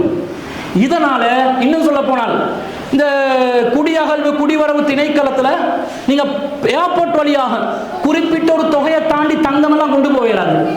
ஏன், அவன் என்ன சொல்றான், நாட்டில் இருக்கிற பொருளாதார வீழ்ச்சிக்கு அது காரணமாமே, நீ வேற நாட்டுக்கு கொண்டு போனிட்டு போய் தங்கத்தை, அது வந்து நாட்டிட பொருளாதார வீழ்ச்சிக்கு காரணமாக குறிப்பிட்ட அளவுதான் தங்கம். இப்படி எல்லாம் பல சட்டங்களை போட்டு தங்கத்தை நடைமுறையில நடமாடுவதை தவிர்ப்பதற்கு மனுஷன் பார்க்கிறான். உயிராபத்து, அந்த உயிராபத்தை தவிர்க்கணும். இது ஒரு விதமான காரணம். இன்னொரு விதமாகவும் சிந்திக்கலாம். எப்படி, மனிதர்கள் பொதுவாக பெண்கள் நகைகள் அலங்கரிச்சு தன்னை ரசிக்கிறது தனி ரகம் அது. ஆனா ஆம்பளை நகையை போட்டு ரசிக்க ஆரம்பிச்சான்னு வைங்க, மோதிரத்தை போடுறான், ஆஹா அழகு பார்க்க ஆரம்பிச்சான்னு வைங்க, ஒரு விரலோட நிக்காது. பொதுவாக நீங்க ரேரா, ரொம்ப ரேரா பார்ப்பீங்க 10 விரலுக்கு மோதிரம் போடுற பெண்கள். ஆண்கள் தங்கத்துல ஆசைப்பட்டு மோதிரம் போட ஆரம்பிச்சான்னு வைங்க, கட்டி கட்டியா போடுவான். போட்டா பத்தாது, மேல கட்டணும், காலில் கட்ட. அந்த காலத்துல அரசர்கள் எல்லாம் கையில மட்டும் நகைகளை போடாம அவன் ஆம்ஸ்ல எல்லாம் நகை போடுவான், பார்த்திருப்பீங்களா? ஏன், எங்கெங்கெல்லாம் தொங்க வைக்க முடியுமோ அங்கங்கெல்லாம் நகையை தொங்க வை. பெண்கள் என்ன செய்வான், மேல் முழுவதும் நகையை தொங்க வச்சு கொள்றது. அது ஒரு விதமான பேராசையாக மாறி, இந்த காசு பணம் வேணும் என்றால் அடுத்தவனை வந்து சூறையாடி, அடுத்தவனை கொள்ளையடிச்சு அடுத்தவன உயிரை பறிச்சாவது நான் வாழணும் என்ற மாதிரி ஒரு உணர்வு ஆணுக்கு வந்துச்சேன்டா, இந்த பேராபத்தா போயிடும். பெண்களுக்கும் அந்த பேராபத்து இருக்குது. ஆனா பெண்கள் ஓரளவு அடங்கிடுவாங்க, உடல் ரீதியா பலவீனம், சூழ்ச்சி செய்யத்தான் பார்ப்பாங்களே தவிர மாமிட மாலையை எப்படி ஆட்ட போடலாம், மாமிக்கு ஏதாவது ரன் பக்க சோத்துல கலந்துருவோமோ, பாத்ரூமுக்கு போகும்போது ஒசின் பவுடரை பாத்ரூம்ல கொட்டி விட்டுருவோமோ, அப்படியே வலிக்கு போனாலும் அப்படியே போயிட்டு வா பரலோக ராஜ்யத்துக்கு. இப்படி சதி செய்ய நினைப்பாங்களே தவிர உடல் பலத்துல போய் அடக்கி ஆழ்ந்து இப்படி செய்ய பார்ப்பாங்களா, பார்க்க மாட்டாங்க. இந்த மாதிரி காரணிகளை பார்க்கும்போது தங்கத்தை ஆண்கள் ஆபரணமா பயன்படுத்தாதீங்க. சொத்தா சேகரிக்கலாம், எனக்கு தங்கம் சொத்தா சேகரிக்கலாம், வீட்டுல வைக்கலாம், கட்டி கட்டியா வைக்கலாம், அரசாங்கத்துக்கு வரியை கொடுத்து உரிய முறையில் இந்த மாதிரி செய்யலாம். எனவே தங்கத்தை ஆண்கள் அணிய வேண்டாம் என்று இஸ்லாம் சொல்லுது. எங்களுக்கு வந்து நாங்கள் இந்த நாவலடி ஆலங்குளத்தில் இருக்கிற நாங்கள் எல்லாம் வந்து முஸ்லீம் மக்களையும் தெரியும், எங்களுக்கு இஸ்லாம் மக்களையும் பற்றி தெரியும். என்னென்னு சொன்னால் நாங்கள் சின்னலேருந்தே 2 மதத்தோடையும் நாங்கள் ஒன்று விதிகிறார்கள். ஆனால் வேறு இடத்துல இருக்கிறார்கள் வந்து என்னென்னு சொன்னால் எதிரி மாதிரி அவங்க இது. நீங்கள் கதைக்கிறது தமிழ், ஆனால் நீங்கள் என்ன சொல்லுங்க, அவன் தமிழன்டா, அவன் தமிழை பீத்தமிழன் பேய்த்தமிழன்னு சொல்லுவீங்க, ஆனால் நீங்கள் கதைக்கிறது தமிழ் தான். அப்போ நாங்கள் வந்து அப்படி தெரியல, நாங்கள் எங்களுக்கு சகோதர மாதிரி தான் நாங்கள் எல்லாரோடையும் பழகும். எங்கள் தமிழர்களே இல்லாமல் இல்லை, எல்லாரும் மொழி இதெல்லாம் வேறுபட்டாலும் நாம் இன இதெல்லாம் ஒற்றுமையாக இருக்கணும். நீங்கள் சொன்ன மாதிரி அந்த சக்காத்து கொடுக்குறத பற்றி சொன்னீங்க. சக்காத்து நீங்கள் மட்டும் இல்லை, நாங்கள் சிங்களாக்கள் வந்து தன்சாலாகவும் நாங்கள் வந்து அன்னதானமாகவும் எல்லாருமே நாங்கள் எல்லா மக்களையும் தரும். அது மாதிரி நாங்கள் எல்லாரும் வேறுபட்டு ஒற்றுமையாக தான் இங்கே பகுதியில் இருக்கோம். அந்த ஒவ்வொரு பிரதேசங்களை பொறுத்து இருக்குது, மக்களாக பிரிஞ்சு வாழ்றதை பொறுத்து. கஜேந்திரி. ஓ, எங்களுக்கு வந்து அயல் வீட்டில் அவங்க என்ன செய்வாங்கன்னு சொன்னால், சமைக்கிறது வந்து மாடு சமைச்சா அந்த சட்டியில் கூட சமைச்சு தர மாட்டாங்க, அவங்க சமைச்சு எங்களுக்கு வேறையாக தருவாங்க. நாங்களும் மதம் மாதிரி அவங்களுக்கு கோழி சமைச்சா அவங்க எங்களுக்கு அறுத்து தந்து நாங்கள் அவங்களுக்கு கறியை வந்து நாங்கள் அவங்களுக்கு அப்படி ஒரு சகோதரமாக தான் நாங்கள் இங்கால வாழ்கிறோம். கஜேந்திரன் தெரியும் தானே, வீர முழக்கம் ஒண்ணுதான். அப்ப ஒரு அழகான கருத்தொண்ட பதிவு செஞ்சாங்க, முஸ்லீம்கள் தமிழ் மொழி தான் பேசுறீங்க, நாங்கள் இந்துக்களும் தமிழ் மொழி தான் பேசுகிறோம், நம்ம ஊர்லன்னா நாங்கள் ஒத்துமையாக சகவாழ்வோடு தான் இருக்கிறோம், நாங்கள் பெருநாள் தினங்கள் வந்தால் நாங்கள் அதே போன்று அது அல்லாத நாட்கள்லையும் உணவு பரிமாற்றம் எல்லாம் நடக்கத்தான் செய்து புரிந்துணர்வோடு நடக்கிறோம். ஆனால் வேறு பகுதிகளில் உள்ளவங்க நீ தமிழண்டா, அந்த தமிழ் இந்த தமிழ் என்று கொஞ்சம் கொச்சையாக நம்மளை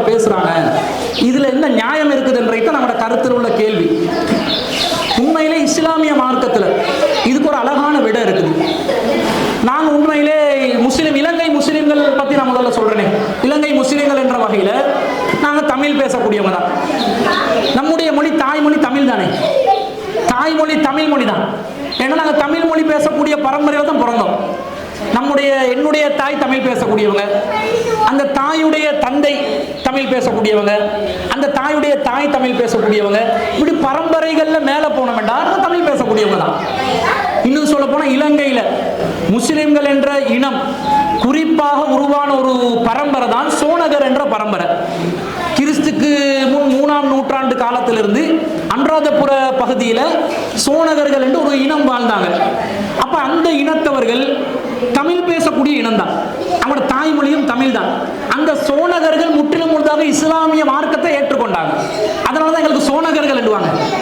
முஸ்லிம்கள் ஒரு சோனகர்கள் என்று இருக்கக்கூடிய ஒரு இனம் இஸ்லாத்தை முழுமையா ஏற்றுக்கொண்டாங்க. சோனகர்களாக தமிழ் பேசக்கூடிய சோனகர்கள், நாங்க சோனகர்கள், முஸ்லிம்கள் சோனகர்கள். எங்களோட தாய்மொழி தமிழ் தான். அப்ப தமிழ் மொழி, நானும் தமிழ் மொழி பேசிக்கொண்டு நீ பேசுற தமிழ் என்ன தமிழ் என்று கேட்டா இது முட்டாள்தனமா இல்லையா? நான் ஆங்கிலம் பேசிக்கொண்டு நீ தமிழ் பேசுறேன்னு கேட்கறதே முட்டாள்தனம் என்றோம் நாங்க. ஏனென்றுங்களே, இந்த மொழி என்பது ஒரு கருத்து பரிமாறுவதற்குரிய ஒரு ஊடகமே தவிர ஏன் மொழி சிறந்த மொழி என்று ஒரு மனநோய் நிறைய பேருக்கு இருக்குது. நான் பேசுற மொழி தான் சிறந்த மொழி, நீ பேசுற மொழி சிறந்த மொழி இல்லை.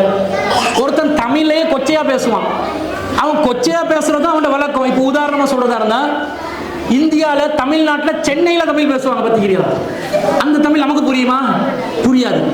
ஆனால் சென்னையில் அந்த மக்கள் பேமெண்ட்ல இருக்கிற மக்கள் எல்லாம் பேசுவாங்க ஒரு விதமான தமிழ். அந்த தமிழே எங்களுக்கு புரியாது, ஆனால் அதுவும் தமிழ் தான். அந்த மக்களுக்கு கருத்து பரிமாறுவதற்கு தானே மொழி. அவன் பேசுறது அவனுக்கு விளங்குதா? ஊம மொழியே இருக்குது, வாய் வார்த்தையே வராது. நான் சைக்கினை மூலமாக சில மெசேஜ்களை சிக்னலை கொடுத்து பேசுறதே ஊம மொழி என்று மொழி இருக்குது. சாப்பிட்டீங்களா கேட்கறதுக்கு எனக்கு இப்படி கேட்கலாம் தானே, சத்தியாண்டா கேட்கலாம் தானே, இருக்குதானுங்க மொழி தானே. லாங்குவேஜை பாஸ் பண்ணணும். என்ன வித்தியாசம்? ஆடு மாடு கம்யூனிகேட் பண்ணும், ஆனா அது பேசாது, வார்த்தை சத்தம் போடாது. மனுஷனுக்கு சத்தம் போடுறதுக்கு நாக்கு இருக்குது, ஆடு மாடுக்கும் இருக்குது. மாடுக்கு பெரிய நாக்கு இருக்குது, ஆனா பேசாது. மனிதர்களுக்கு பகுத்தறிவு இருக்கிறதுனால, மூளை இருக்கிறதுனால, அதை கோர்த்து பேசுற திறமை இருக்கிறதுனால சப்தங்களை ஒரு கோர்வையாக நாங்கள் வெளிப்படுத்தும் போது அது மொழியாக மாறுகிறது. அந்த மொழி கருத்தை பதிவு செய்கிறது. இந்த கருத்தை இங்கிலீஷ்ல நான் பதிவு செஞ்சா என்ன, தமிழ்ல நான் பதிவு செஞ்சா என்ன, சிங்களத்துல நான் பதிவு செஞ்சா என்ன, ஆங்கிலத்தில் மலைய மொழியில பதிவு செஞ்சால் என்ன, சைனா மொழியில பதிவு செஞ்சா என்ன? நீங்க சைனா மொழியில பார்ப்பீங்க, சைனா மொழியை கொச்சப்படுத்தல, அவங்க சான் சீங் சூங் பட்டாங் கட்டுவாங்க. எனக்கு இந்த சான் சீங் சூங் தான் கேட்கும், ஒண்ணுமே புரியுமா? புரியாது. அதே சைனாக்காரன் மத்தியில அவன் குயிக்கா பேசுவான். சான் சீங் சூ சூ ஹோய் ஹோய் ஹாய், எனக்கு ஹுய் ஹாய் ஹாய் என்றான். என்ன நாங்க ஹே என்று நெலும்பு வாரத்துக்கு நொய் என்றுவோம், அவன் நொய் என்றது என்னமோ லாங்குவேஜ் என்றான். நாங்க எது மிருகங்களை துரத்துறதுக்கு பயன்படுத்துவோமோ அதே அவன் மொழியா பயன்படுத்துவான். மொழி அவனுக்கு புரியுதா? விஷயத்தை விட்டுரு. நானே பேசுறேன், மக்களே நீங்களும் நாங்களும் வரங்கரம் கரம் வரம் வரம் என்ற ஒண்ணுமே புரியுதில்ல. என்னையா பேசுறீங்க? ஒண்ணுமே புரியுதில்லே. வருகிறார்கள், செல்கிறார்கள், இருக்கிறார்கள், புரிகிறார்கள். தமிழ் சுத்தமான தமிழை கூட ஒரு கோர்வையா பேசலன்னு வைங்க, உங்களுக்கு புரியாது. வானம் என்றான், திடீரென்று பூமிக்கு வரான், திடீரென்று மலைக்கு ஏறான், திடீரென்று இறங்குறான். அந்த கோர்வை இல்லாட்டியே மொழி புரியாது. அப்ப லாங்குவேஜ்ல எது அடிப்படை? கருத்து விளங்கணும். அந்த கருத்து விளங்குறது எந்த மொழியில விளங்கினாலும் என்ன. இதுதான் இஸ்லாமிய பார்வை. இஸ்லாமிய பார்வை என்ன தெரியுமா? மொழி அனைத்தும் இறைவனுடைய ஆற்றலால் வெளிப்படுத்தப்படக்கூடியது. உலகத்துல 7000 சொச்ச மொழிகள் இருக்குது. எத்தனை மொழி? 7000 சொச்ச மொழி. அவன் இனத்துக்கிட்ட போயிட்டு ஓ மொழி சிறந்ததா ஏன் மொழி சிறந்ததான்னு கேட்டா அவன் என்ன சொல்லுவான்? அவன் மொழி தான் சிறந்த மொழி என்றுவான். அவன் மொழி சிறந்தது என்றுவான். சிறந்தது என்று சொல்லிக்கோ, அடுத்த மொழி சிறந்தது இல்லை என்று சொல்லாது. இதான் விஷயம். அடுத்த மொழி சிறந்ததல்ல, எனக்கு ஏன் மொழி சிறந்தது, எனக்கு ஏன் மொழி பிடித்திருக்கிறது. நான் சிங்களத்துல பேசுவேங்க, என் தாய்மொழி சிங்களம் இல்லை, ஆனா சிங்களத்துல பேசுவேன். அந்த சிங்களத்துல பேசும்போது வர்ற உணர்வு எனக்கு தமிழ்ல பேசும்போது சில நேரம் வராது. தமிழ்ல பேசும்போது வர்ற உணர்வு சிங்களத்துல பேசும்போது சில நேரம் வராது. எனக்கு உணர்வு பூர்வமாக பேசுறதுக்கு, கருத்து வெளிப்படுத்துவதற்கு எந்த மொழி உதவுதோ அதுதான் எனக்கு சிறந்த மொழி. இப்படி வச்சு கொண்டு போகணுமே தவிர எனக்கு இதுதான் தெரிஞ்சதனால, எனக்கு இதுதான் பிடிக்கும் என்றதனால அடுத்த மொழி பிடிக்காதுன்னு இஸ்லாத்துல சொல்லக்கூடாது. நபிகள் நாயகம் சொல்றாங்க, லா அரபியுன் அலா அஜமியுன். அரபிகளை பார்த்து சொல்றாங்க, நபிகள் நாயகமே ஒரு அரபி தான். அரபிகளை பார்த்து சொல்றாங்க, அரபிகளே, உங்களை விட அரபி பேசாத அரபு அல்லாதவர்கள் சிறந்தவர்களும் அல்ல, அரபு அல்லாதவர்களை விட நீங்கள் சிறந்தவர்களும் அல்ல, அரபிகள் சிறந்தவர்களும் அல்ல, எல்லாம் மொழிகளே. மொழி கடவுளுடைய ஆற்றல். உனக்கு எது தெரியுமோ அதை பேசு, கருத்து புரிஞ்சா போதும் என்பது இஸ்லாத்துடைய நிலைப்பாடாக சொல்லுது. இப்படிப்பட்ட ஒரு நிலைப்பாட்டை எடுக்க வேண்டிய முஸ்லிம் போய் அவன் பேச தமிழ் மொழியை இன்னொருத்தர் பேசும்போது கொச்சையப்படுத்த அவன் எப்படிப்பட்ட முட்டாளா இருப்பான்? அடிமட்ட முட்டாளா இல்லையா? அவன் அடிமட்ட முட்டாள். அவன் என்ன செய்ய தெரியுமா? முதல்ல அவன் அடுத்தவன் மொழியை கொச்சப்படுத்துறவன அவன் தலையில மூளை அதை கொஞ்சம் எடுத்து கழுவி எடுக்கணும். நல்ல ரீல்ஸோ எல்லாம் போட்டு கழுவி எடுத்து முதல்ல நீ உருப்படுடா என்று அவனை உருப்படுத்த வைக்கணுமே தவிர இஸ்லாத்துக்கு அப்படி ஒரு மொழி வெறி உள்ள ஒரு விஷயம் உண்டு கிடையவே கிடையாது. இஸ்லாம் எல்லா மொழியையும் சமமான அந்தஸ்தில் பார்க்கிறது. உங்களுக்கு எது பிடித்தமான மொழியோ அதை அழகா ரசிச்சு ருசிச்சு பேசுங்க, அதுல எந்த ஒரு பிரச்சனையும் இல்லை.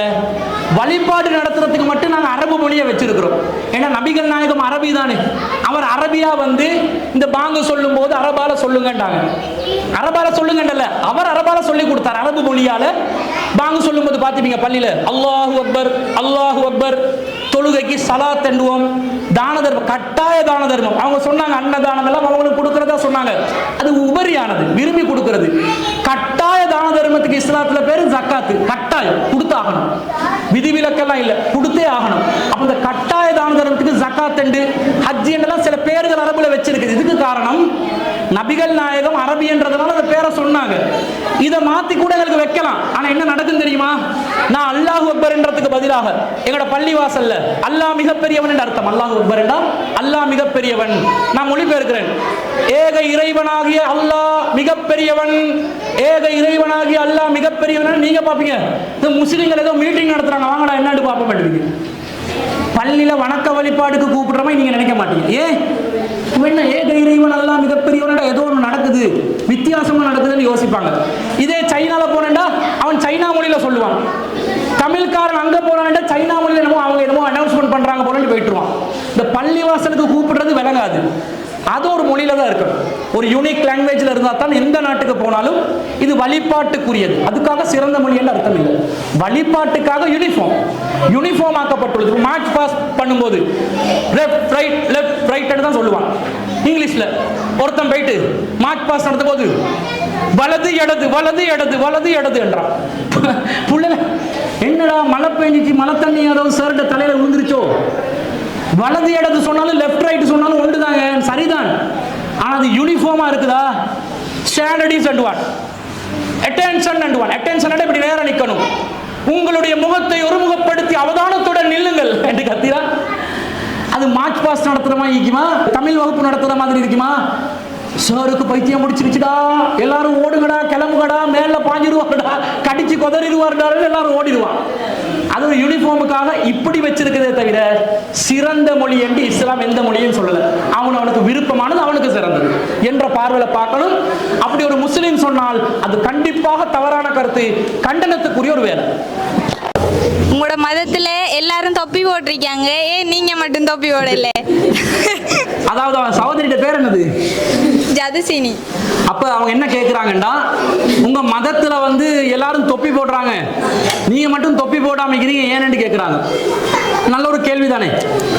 இந்த தொப்பி என்பது இஸ்லாமிய மார்க்கத்தின் ஒரு ஆடை அல்ல, நல்லா புரிஞ்சுக்கொள்ளணும்.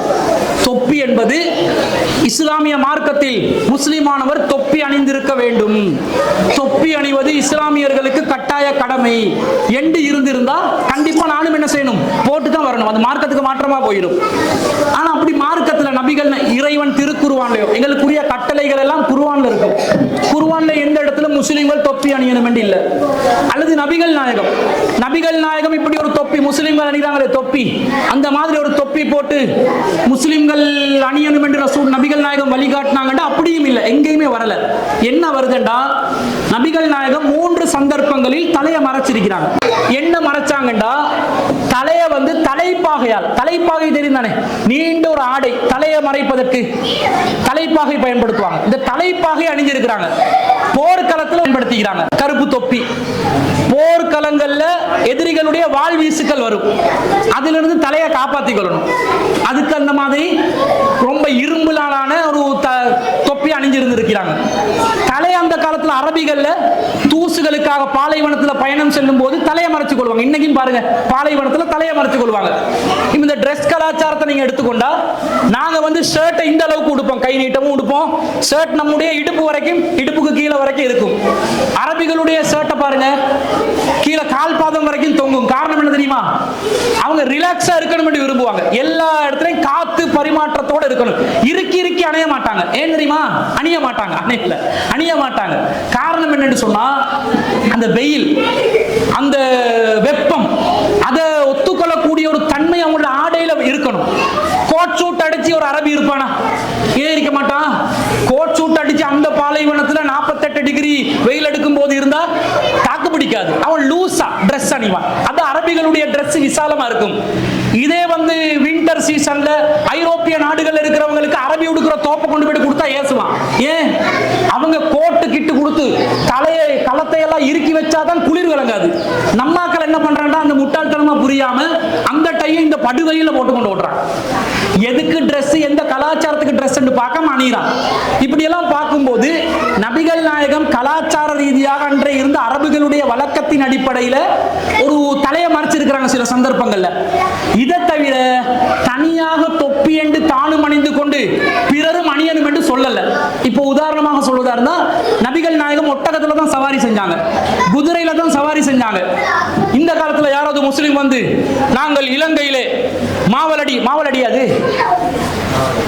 ஆலங்குடாவிலே ஒட்டகத்தில் தான் பிரயாணம் செய்வோம். இங்க எங்கடா ஒட்டகம் இருக்கு? ஒட்டகத்தில் நபிகள் நாயகம் ஒட்டகத்தில் பிரயாணம் செய்திருக்கிறாரா இல்லையா? ஆமா, அது பாலைவனம் ஒட்டகம். இங்க தார் ரோட்ல எங்கடா ஒட்டகம் போகும்? அது அங்க நபிகள் நாயகம் செய்தார்கள். அந்த காலத்துல பாலைவனத்துக்கு ஒட்டகம் தேவை பிரயாணம் செய்யறதுக்கு.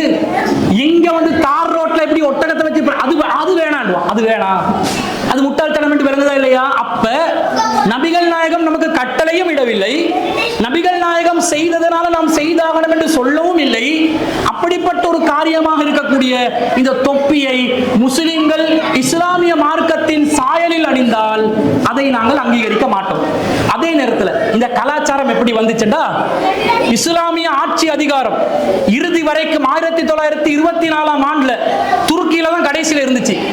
அந்த துருக்கிக்காரங்க என்ன செஞ்சாங்கன்னா, அதிகமானவர்கள் தொப்பி அணியக்கூடியவர்களாக இருந்தார்கள். துர்க்கன் தொப்பி என்றுவாங்க. விலகுத காரணம் என்னண்டு? துர்க்கன் தொப்பி. அப்ப துருக்கி மக்கள் தொப்பி அணிந்தவர்களாக இருந்தார்கள். இஸ்லாமிய தலைநகரம், மொத்த உலகத்திலேயும் இஸ்லாமிய தலைநகரம் துருக்கில இருக்குது. இப்ப துருக்கிக்காரங்க தொப்பி அணிகிறத பார்த்து நம்மாக்கள் என்ன நினைச்சான் தெரியுமா? நபிகள் நாயகம் கொண்டு வந்த இஸ்லாமிய மார்க்கத்தில் தொப்பி அணிவது கட்டாய கடமை என்று நினைச்சு இவன் தொப்பியை போட ஆரம்பிச்சான்.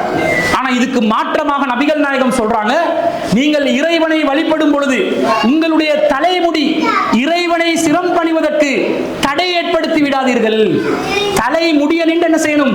இறைவனை சிரம் பணிய வைக்கணும். நாங்க சிரம் பணிஞ்சு வணங்குவோம்.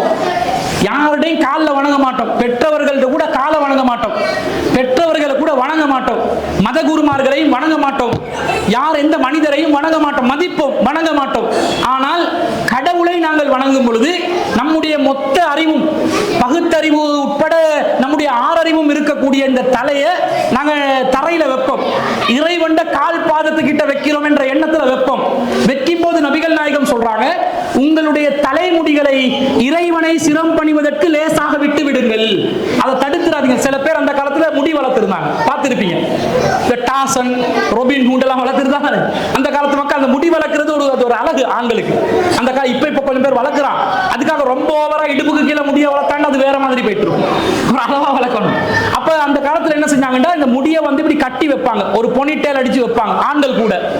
நபிகள் நாயகம் சொல்றாங்க, தொலை வந்தால் அந்த பொனிட்டேல் என்ன செய்யுங்க? அவிழ்த்து விடுங்கள். உங்களோட தலைமுடி கூட தரையில விழணும் என்றாங்க. அப்ப தொப்பி போட்டா கட்டின கொண்டே கூட அவிழ்த்து விட சொல்றாங்க. யாருக்கு? ஆண்களுக்கு, பெண்களுக்கு அல்ல, ஆண்களுக்கு. அப்ப எப்படி தொப்பியை போட்டு இந்த தலையை வந்து தடுக்கலாம்? இஸ்லாமிய மார்க்கத்தின் தொப்பி என்பது ஒரு வழிகாட்டலா இருந்தா இறைவனை வணங்கும் போதுதான் போட சொல்லிக்கணும். நபிகள் நாயகம் வணங்கும் போதே போட சொல்லல, சும்மா இருக்கும் போது போட சொன்னா இஸ்லாத்துக்கு வந்து சம்பந்தம் இல்லை. ஒரு கலாச்சாரம் என்ற அடிப்படையில் துருக்கிய கலாச்சாரத்தை நாங்கள் கடைபிடித்து வருகிறோம் என்று நினைச்சு யாராவது போடுறான்னு வைங்க, அதை நாங்கள் தடுக்கவும் மாட்டோம். விருப்பம் வேண்டா போடு, ஆனா எப்படி போடக்கூடாது? இஸ்லாத்தில் சொல்லப்பட்டுள்ளது, நபிகள் நாயகம் போடுமாறு சொல்லி இருக்கிறார்கள். எனவே தொப்பி போடுவது கட்டாய கடமை என்ற எண்ணத்தில் ஒருவன் போட்டால் அது மார்க்க ரீதியா தப்பாகும். ஏன் விருப்பம், எனக்கு அழகா இருக்குது நான் போடுறேன்னு ஒருத்தன் போட்டா அதை தடுக்க போக மாட்டோம். அது வந்து அவனுக்கு அவனுடைய சுதந்திரம், தனி மனித சுதந்திரம், அந்த சுதந்திரத்துல விட்டு விடுவோம். ஆனா எக்காரணத்தை கொண்டும் நான் தொப்பி போட்டதுக்கு பரவாயில்ல, வேற யார்டையும் தலையில தொப்பியை போட்டக்கூடாது. முஸ்லிம்களுக்கு ஒரு கெட்ட பேர் இருக்குது, திரும்பி நடத்துல தொப்பியை மாத்திடுவாங்க. அந்த மாதிரி தொப்பி மாத்துற வேலை, அடுத்தவனை ஏமாத்துற வேலை, அடுத்தவன கூடிய கெடுக்கிற வேலையை முஸ்லிம்கள் செய்யக்கூடாது. இது மேலதிக தகவல். என்னன்னா உங்களோட இதுல மதத்துல கணவர் இருந்தா ஏன் உங்களோட மனைவி 40 நாளைக்கு இருக்கணும் ஜித்தாவில இறந்தா? சரி, அதாவது என்ன கேட்கிறாங்கன்னா ஒரு அழகான கேள்விதான். பாத்தீங்களா எப்படியெல்லாம் மனசுல வச்சு இருக்கிறாங்க கேள்வி. கணவன் இறந்து விட்டால் உங்களோட மனைவிமார்கள் ஏன் 40 நாள் வந்து இத்தா என்று இருக்கணும் என்று கேட்கிறாங்க. அக்கா பேர் என்னது? கலாவதி. அப்ப சகோதரி என்ன கேட்கிறாங்கன்னா, கணவன் இறந்து விட்டால் 40 நாள் ஒரு சடங்காக இத்தா என்னமோ இருக்கணும் என்றீங்களா, ஏன் என்று கேட்கிறாங்க. ஒரு சின்ன ஒரு திருத்தம் என்னன்னா, நம்ம சமூகத்துல 40 நாள் தான் இருக்கிறாங்க, ஆனா அது 40 நாள் இல்ல. கணவன் இறந்தால் 4 மாதங்களும் 10 நாட்கள் இத்தா என்று இருக்கணும். கணவனை விவாகரத்து செய்தால் 3 மாதவிடாய் காலங்கள், அதாவது கிட்டத்தட்ட 3 மாதங்கள் இத்தா என்று இருக்கணும். 2 இருக்குது. கணவன் இறந்தால், மரணித்து விட்டால் மனைவி 4 மாதம் 10 நாட்கள் இத்தா இருக்கணும். கணவனின் மனைவியை விவாகரத்து செய்து விட்டால், கணவன் விவாகரத்து செய்தாரு, அப்ப மனைவி 3 மாத காலம், கிட்டத்தட்ட 3 மாதவிடாய் காலம் அவங்க இத்தா இருக்கணும் என்று சொல்லுது. அப்ப இது என்ன, என்னமோ ஒரு சடங்கு சொல்ற மாதிரி இருக்குது, இது என்னன்னு கேட்கிறாங்க. இதுக்கு இத்தா தான் பேர், அவங்களே சொல்லிட்டாங்களே இத்தா. இத்தா என்றால் அரபுல இத்தத் என்றது கணக்கிடுதல், கணக்கு பண்றது, கணக்கு பண்ணணும், நாட்களை எண்ணுவது. இத்தத்தெண்டா நாட்களை எண்ணலாம், எதையும் எண்ணலாம். இந்த இடத்துல எதை சொல்லுதுண்டா, கணவன் இறந்தாலோ விவாகரத்து செய்தாலோ நாட்களை எண்ணிக்கொள்ள வேண்டும். எதுக்கு நாட்கள் எண்ணணும்? கணவனை இழந்த ஒரு பெண்ணாக இருந்தால் 4 மாதம் 10 நாட்கள் துக்கம் அனுஷ்டிக்க வேண்டும். அதுக்கு இந்த நாட்களை எண்ணிக்கொள்.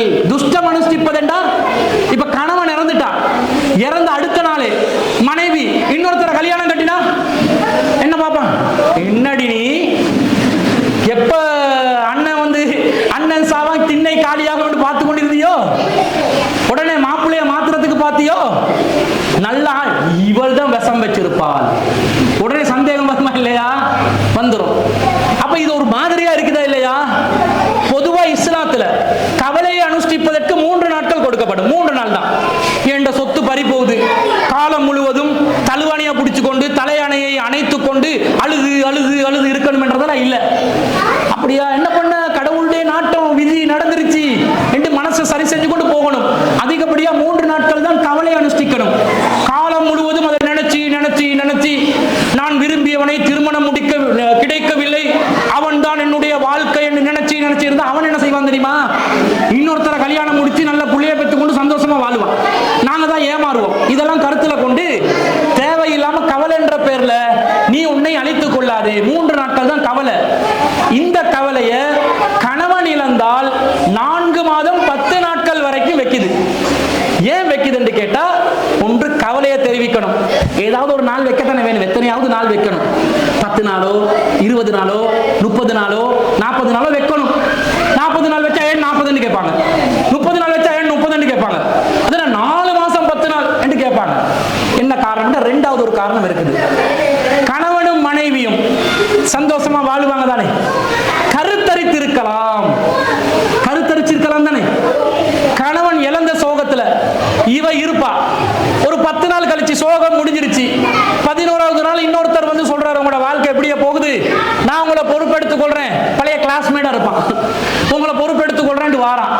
சரி, வாழ்க்கையை கண்டினியூ பண்ணுவோம், நல்லவன் தான், ஒன்றா படிச்சவன் தானே, ஏமாத்துக்காரன்ல தெரிஞ்ச வரைக்கும் நல்லவன் தான் வாழ்க்கைப்படுறோம். குழந்தை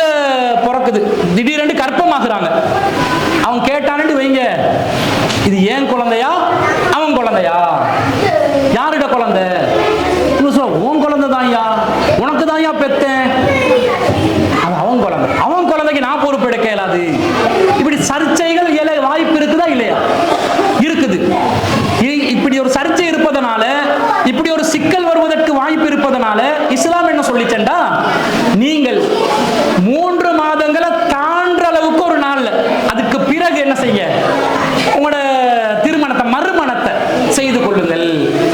என்னதான் மூடி மறைச்சாலும் முதல் கணவனுக்கு ஒரு குழந்தை கற்பத்தில் இருக்குதுன்னு சொல்லி 3 மாசத்துக்கு பிறகு மூடி மறைக்கலுமா? இவளா என்ன செஞ்சு மூடி மறைக்க நினைச்சாலும் அது என்ன செய்யும், தானா வயிற்ற தள்ளிக்கொண்டே போயிடும். விளங்கிருமா இல்லையா? அப்ப 4 மாசம் 10 நாள் நீ கிளியர் ஆகிரு, ஃப்ரெஷ் ஆகிரு, தூய்மை ஆகிரு. நீ இன்னொருத்தனுக்கு வாழ்க்கைப்பட்டால் நீ வாழ்க்கைப்படுவது அவனுக்கு தூய்மையான முறையில் என்பதை நிலைநிறுத்தி விட்டு வாழ்க்கைக்கு சென்று விடு. கணவனை இழந்தால் இந்த ரெண்டும் இருக்குது, துக்கமும் இருக்கணும், நீ தூய்மையை நிரூபிக்கும் வண்ணமும் இருக்கணும். இதே விவாகரத்தானா? இதேதான் விவாகரத்தானா? இவன் சரியில்லைன்னு இன்னொருத்தன்கிட்ட போறதுக்கு விவாகரத்தாகலாம், அல்லது இவன் தொந்தரவு பண்றான், நோவினை செய்யறான் என்று இன்னொருத்தனோட வாழ்றதுக்கு விவாகரத்தாகலாம். 3 மாதவிடாய் காலம் பாருங்க. அது மாதவிடாய் காலம் என்று சொல்றதுல என்ன விளங்குது? கற்பம் தரிப்பது, குழந்தை இருக்கிறதா இல்லையா என்பது அறிந்து கொள்வது. இதே மார்க்கம் சொல்லுது திருக்குர்ஆன்ல. அதுல இறைவன் சொல்கிறார், நீங்கள் கருத்தரித்திருக்கும் பொழுது, கற்பமான நிலையில் இருக்கும் பொழுது உங்களுடைய கணவனை நீங்கள் இழந்தால் பிரசவிக்கும் வரை உங்களுடைய இத்தா காலம் நீடிக்கும். 4 மாசம் 10 நாள் இழந்தால், 3 மாதவிடாய் காலம் விவாகரத்து செய்தால், இது எல்லாம் யாருக்கு? சாதாரண நிலையில் இருக்கும் பெண்களுக்கு. இதே கற்பமாயிருந்தா பிரசவிக்கும் வரைக்கும், அதாவது ஏற்கனவே கற்பம் என்று ஆகிருச்சு, குழந்தைய பெத்தெடுத்து இதுதான் என்னுடைய குழந்தை, ஏண்ட குழந்தையோட பொறுப்பெடுப்பியா? அப்ப வா திருமணம் முடி. உன்னதான் பொறுப்பெடுப்பேன், குழந்தைய பொறுப்பெடுக்க முடியாது என்று சொல்றியா? தயவு செய்து கடவுளின் பெயரால் என்னை விட்டு அகன்று விடு சாத்தானே அனுப்பி விட்டுறோம். என்னையும் குழந்தையும் பிரிச்சிடாதே என்று அந்த கற்பம் தரிக்கும் வரைக்கும் அந்த இத்தாவுடைய காலம், மறுமணம் செய்யும் காலம் நீடிக்கிறது என்று இஸ்லாம் சொல்லுது. அப்ப இந்த மாதிரி ஒரு தூய்மையை ஏற்படுத்துவதற்காக வேண்டி, இன்னும் சொல்ல போனால் இந்த நவீன அறிவியல் என்ன சொல்லுது தெரியுமா? என்னதான் கணவன் மனைவி நேர்மையாக சந்தோஷமாக நம்பிக்கையோடு வாழ்ந்தாலும் பல இடங்களில் துரோகங்கள் நடக்கலாம். இந்த துரோகங்களை கண்டறிவதற்கு கருவியல் ஆய்வாளர் ஒருவர், அவர் என்ன செஞ்சாருண்டா, ஒரு கண்டுபிடிப்பு செய்யறாரு. கருவறையில 3 மாத காலங்களுக்கு கணவன் மனைவி இல்லறத்தில் ஈடுபட்டிருந்தால் அதன் தடயங்கள் பதிவு செய்யப்படுகின்றன. எத்தனை தடவை இவன் மனைவியுடன் இல்லற வாழ்க்கையில் ஈடுபட்டு இருக்கிறான் என்ற அந்த தடயங்கள் கருவறையில் பதிவு செய்யப்படுகின்றன. அந்த செல்களை ஆய்வு செய்யும் போது, DNA டெஸ்ட் பண்ணும் போது, கருவறையை ஆய்வு செய்யும் பொழுது எத்தனை தடவை கடைசியா இவன் கணவனுடன் இல்லறத்தில் ஈடுபட்ட நாள் எது, நேரம் எது என்றத அறிவியல்ல கண்டுபிடிக்கலாம். அப்ப 3 மாச காலம் என்ன செய்து கணவனின் அந்த இணைப்பை ஆதாரமாக பதிவு செய்து கொள்கிறது. இந்த பதிவு இருக்கும் காலம் வரைக்கும் இன்னொத்தனோட நீ வாழ்ந்தாண்டு வை. எந்த கணவனோட எப்ப வாழ்ந்தாண்டு வேடிக்கை என்ன தெரியுமா? அவனை கண்டுபிடிச்சிட்டு அவனோட மனைவியோட கருவறையை டெஸ்ட் பண்ணிட்டான். கற்பப்பை, கருவறையில கற்பப்பை, கருவறைண்டா வந்த பிறகுதானே, கரு தரிச்ச பிறகுதானே கற்பப்பையை டெஸ்ட் பண்ணி பார்க்கிறான். அவனுக்கே நெகட்டிவ் ரிசல்ட் ஒன்று வந்துருச்சு. என்னது? அவனுடைய மனைவி இன்னும் யாரோடையோ என்ன செஞ்சுக்கிறாங்க, இல்லத்துல ஈடுபட்ட ஆதாரம் கிடைச்சிருச்சு. இந்த மாதிரி ஆதாரம் பதிவு செய்வதற்கும் இந்த காலம் தேவை என்பது அறிவியல் சொல்கிறது. எனவே இந்த இத்தாவை அனுஷ்டிக்கிறோமே தவிர இந்த 40 நாள் என்றது இல்லை. அப்படி இத்தாவை கடைபிடிப்பதாக இருந்தாலும் என்ன செய்ய முடியாது? தனி அறையில, இருட்டறையில ஒதுங்கி ஓரமாக இருந்து ஆண்களையும் பார்க்காமல், நம்ம பழைய காலத்து ஆக்கள் என்னெல்லாம் சொல்லி கொடுப்பாங்க தெரியுமா? இந்த இத்தாவை கடைபிடிக்கும் பெண்களை சிறு குழந்தைகள் கூட பார்க்க கூடாதாம். ஏன்னா கர்ப்பமான தாய்மார்கள் கூட பார்க்க கூடாதாம். ஏன்னா சிறு குழந்தையா இருந்தாலும் அது ஆண் தானே, அந்நிய ஆண்கள் பார்க்க கூடாது. கர்ப்பமான தாய்மார்கள் தாயிட கருவறையில் ஆம்பளை பிள்ளை இருந்தா பார்த்துட்டா அது அபசகுணமாகிடும். இப்படி எல்லாம் மூட நம்பிக்கைகள் வச்சிருந்தாங்க. இதுக்கு இஸ்லாத்துக்கும் சம்பந்தம் இல்லை. அதை தகர்த்து எறிந்து இந்த மூட நம்பிக்கைக்கும் இஸ்லாத்துக்கும் சம்பந்தம் இல்லை என்ற பிரச்சாரத்தை நாங்கள் பல ஆண்டு காலமாக செய்து வருகிறோம். அதனால எங்கட சமூகம் இப்ப விழிப்புணர்வு அடைஞ்சிருக்கிறாங்க. இது அறிவியல் ரீதியான ஒரு விஷயமே தவிர, மார்க்க ரீதியான ஒரு அனுஷ்டானமே தவிர, சடங்கு சம்பிரதாயத்துக்காக செய்யப்படுகின்ற ஒரு காரியம் அல்ல என்பதை தெரிந்து கொள்ள வேண்டும்.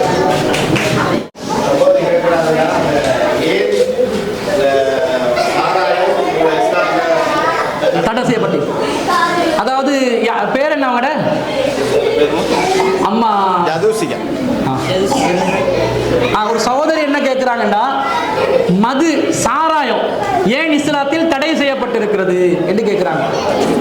எல்லா மதமும் உலகத்தில் உள்ள எல்லா சித்தாந்தங்களும், எல்லா மனிதர்களை பக்குவப்படுத்தக்கூடிய நல்ல சித்தாந்தங்கள் ஒத்துமையா சேர்ந்து தடை பண்ணின ஒன்றுதான் இந்த மது. அடுத்தது மதுவும் தடை செய்யப்பட்டது. அப்ப இந்த மது என்பது எந்த ஒரு கருத்து வேறுபாடும் இல்லாமல் மனிதர்களுக்கு தீங்கு தரக்கூடிய ஒன்று. எதுக்கு குடிக்கிறான்னு சொல்லுங்க. சாராயம் குடிக்கிறவன அது தீங்கு தரக்கூடியதுன்றத பெரிய ஆராய்ச்சியெல்லாம் பண்ண வேண்டியதில்லை. நம்ம கணவனோ அல்லது மனைவியோ அல்லது நம்முடைய மாமனோ அண்ணனோ தம்பியோ யாராவது குடிச்சு வாரான்னு வைங்க, அவன் குடிச்சு போதை தலைக்கு ஏறி அவன் சில விளையாட்டுகளை விளையாடுவான். அதை வீடியோ பண்ணி பாருங்க. வீடியோ பண்ணி இப்படி காலை எடுத்து இப்படி வைப்பான், இப்படி எண்டுவான். சாரத்தை லுங்கிய கட்ட விடுங்க, சாரத்தை இப்படி என்ற ஒரு ஆடுவான். அவன் ஒரு பொங்கல் இருக்கும், அவனோட சாரம் இன்னொரு பொங்கல் இருக்கும். பார்த்திருப்பீங்களா? மனைவி ஓங்கி இப்படி அடிக்கிறதுக்கு வருவான். அவனோட கை எங்கேயோ இருக்கும், மனைவி எங்கேயோ இருப்பான். நீடான என் அன்பு மனைவி பக்கத்து விட்டு அக்காவை போயிட்டு அணைச்சு கொள்வான். என்ன நடக்குது? மூளை மழுங்கடிக்கப்படுகிறது. செருப்படியும் கிடைக்கும். சாராயத்தை குடிச்சு செருப்படி வாங்குவான். பல பேர் சாராயம் குடிச்சா வீட்டுக்குள்ள கிடப்பானா? சாக்கடைக்குள்ளதான் கிடப்பான். பார்த்திருப்பீங்க, ரோட்ல தெருவுல எங்கேயாவது இப்படி போதையில கிடப்பான். என்ன செய்யுது? இந்த மூளோட பேலன்ஸை இல்லாமக்குது. மனிதர்கள் பேலன்ஸா இருக்கணும், இந்த மூளை விழிப்பா இருக்கணும். இது என்ன செய்து? சாராயம் என்ன செய்தண்டா, மது என்ன செய்தண்டா, மூளையில மனிதன் சமநிலையாக இருப்பதை செயலாற்ற வைக்காமல் தடுக்கிறது, செயல்பட வைக்காமல் தடுக்கிறது. இதனாலதான் அவனுக்கு ஒரு படி கட்டுல ஏறுறது என்னமோ பெரிய மலையை தாண்டமா, இமயமலையை தாண்டமாய் காட்சி அளிக்கும். 4 காலால நடப்பான். எல்லாம் தலைகீழா தலை குப்பர நடக்கிறத பார்க்கிறோம். இது மனிதனுக்கு கேடு விளைவிப்பது. எனவே சாராயம் குடிக்கிறத யாரும் அங்கீகரிக்க மாட்டாங்க. இஸ்லாமிய மார்க்கம் எந்த அளவுக்கு இது வன்மையா கண்டிக்குது என்று சொன்னா, நீங்க மருந்துக்காக கூட மது அருந்தி விடாதீர்கள். சில பேர் இருப்பாங்க சாராயம் குடிக்க மாட்டாங்க, ஆனா கொஞ்சம் வயிற்று வலி வந்துட்டு வைங்க, நம்மட ஆட்சி என்ன சொல்லுவா, கொஞ்சம் சாராயம் 50 ரூபா கட்டினோண்டு அடி, வயிற்று வலி போயிடும். அது வயிற்று வலி போறது இல்ல, மூளையை மழுங்கடிக்க செய்யறதுனால உணர்வுகள் இல்லாம ஆக்கி விடுறது. அந்த உணர்வு இல்லாம போனோடனே வலி தெரியாம போயிடும். சில பேர் நிம்மதியா இருக்கிறதுக்கு சாராயம் குடிக்கிறேன்னு குடிப்பான். என்ன நிம்மதி? நடந்த நிகழ்வுகள் அவனுக்கு மறந்து போ வைக்குது. மறக்கடிக்க வைக்கிறது தானே, அது மறந்து போ வைக்கிறதுனால சாராயம் குடிச்ச உடனே ஒண்ணுமே தெரியாம நிற்பான். ஆனா அந்த போதை தெளிஞ்ச உடனே உள்ளதை விட எல்லா கவலைகளும் கூடும். அப்ப இந்த மதுவினால் மனிதனுக்கு எந்த ஒரு நன்மையும் இல்லை, ஒரு துளி அளவு நன்மையும் இல்லை. இன்னும் சொல்ல போனால் பலவிதமான நோய்களுக்கு இந்த மது காரணமா இருக்கிறது. குடும்ப பஞ்சாயத்துகளுக்கு, குடும்ப விரிசல்களுக்கு இந்த மது காரணமா இருக்கிறது. சமூக சீர்கேடுகளுக்கு, சிறுவர் துஷ்பிரயோகத்திற்கு, அனாச்சாரங்களுக்கு, விபச்சாரங்களுக்கு, இன்னும் கொலைகளுக்கு, கற்பழிப்புகளுக்கு என்ற கண்ணு விளங்காது, அண்ணன் அக்கா தங்கச்சி யாருன்னு விளங்காது. இந்த மாதிரி பலவிதமான விபரீதங்கள் ஏற்படுவதனால இஸ்லாம் மட்டுமல்ல, உலகத்தில் உள்ள ஒட்டுமொத்த மதங்களும் சேர்ந்து வேணாம் என்று சொன்ன ஒரு காரியம் தான் இந்த மது என்பது. எனவே இஸ்லாம் என்ன சொல்லுது? குடிக்கவே கூடாது.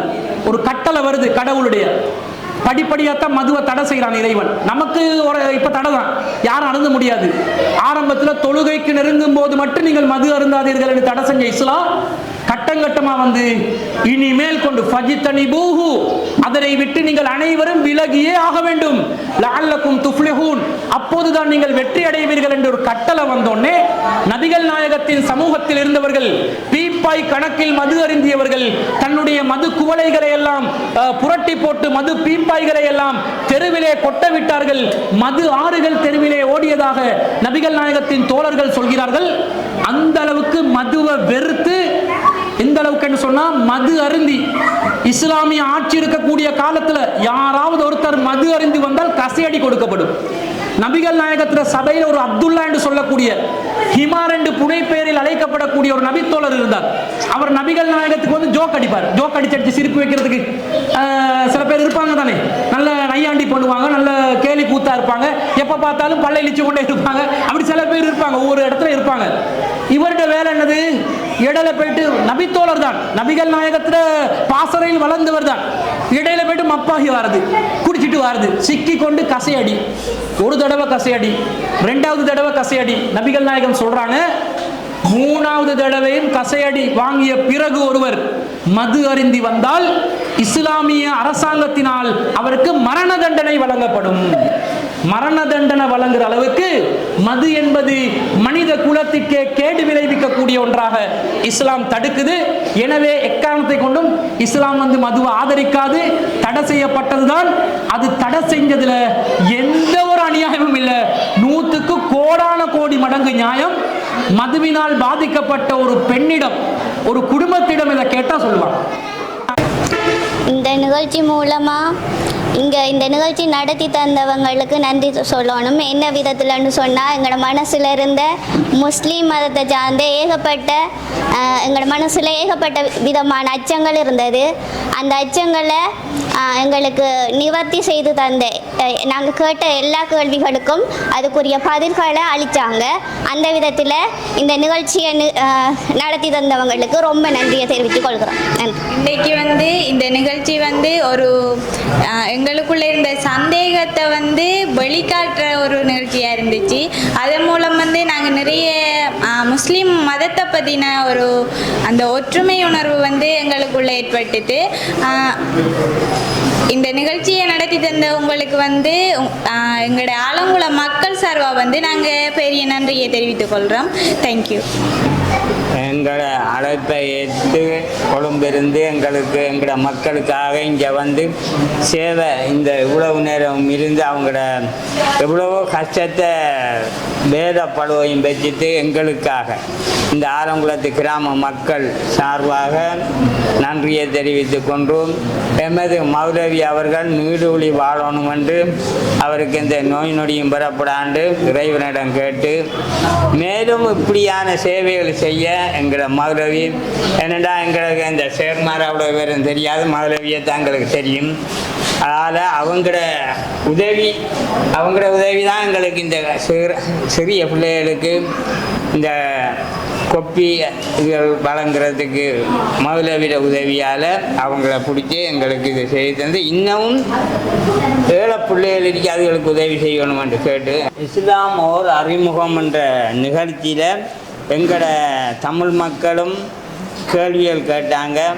அதற்கு சரியான பதிலை தந்த எமது காசிக் என்ற சேருக்கு கோடி வணக்கத்தை தெரிவித்துக் கொள்கிறோம். என்னென்னா, நாங்கள் கேட்ட கேள்வி அவ்வளவுத்துக்கும் ஒழுங்காக பதிலை தந்து எங்களுக்கு எல்லா விளக்கங்களும் தெரிகிறதுக்கு ஒழுங்கு செய்து தந்த எமது மௌலவி அவர்களுக்கும் எமது இந்த ஏற்பாடு செய்த சேர் அவர்களுக்கும் நன்றியை தெரிவித்துக் கொள்கிறோம். அடுத்தது எங்களுக்கு இந்த ஒலிபெருக்கி இதுகளுக்கெல்லாம் உதவி செய்ததுக்கும் கோடி நன்றி தெரிவித்துக் கொள்கிறோம். நன்றி.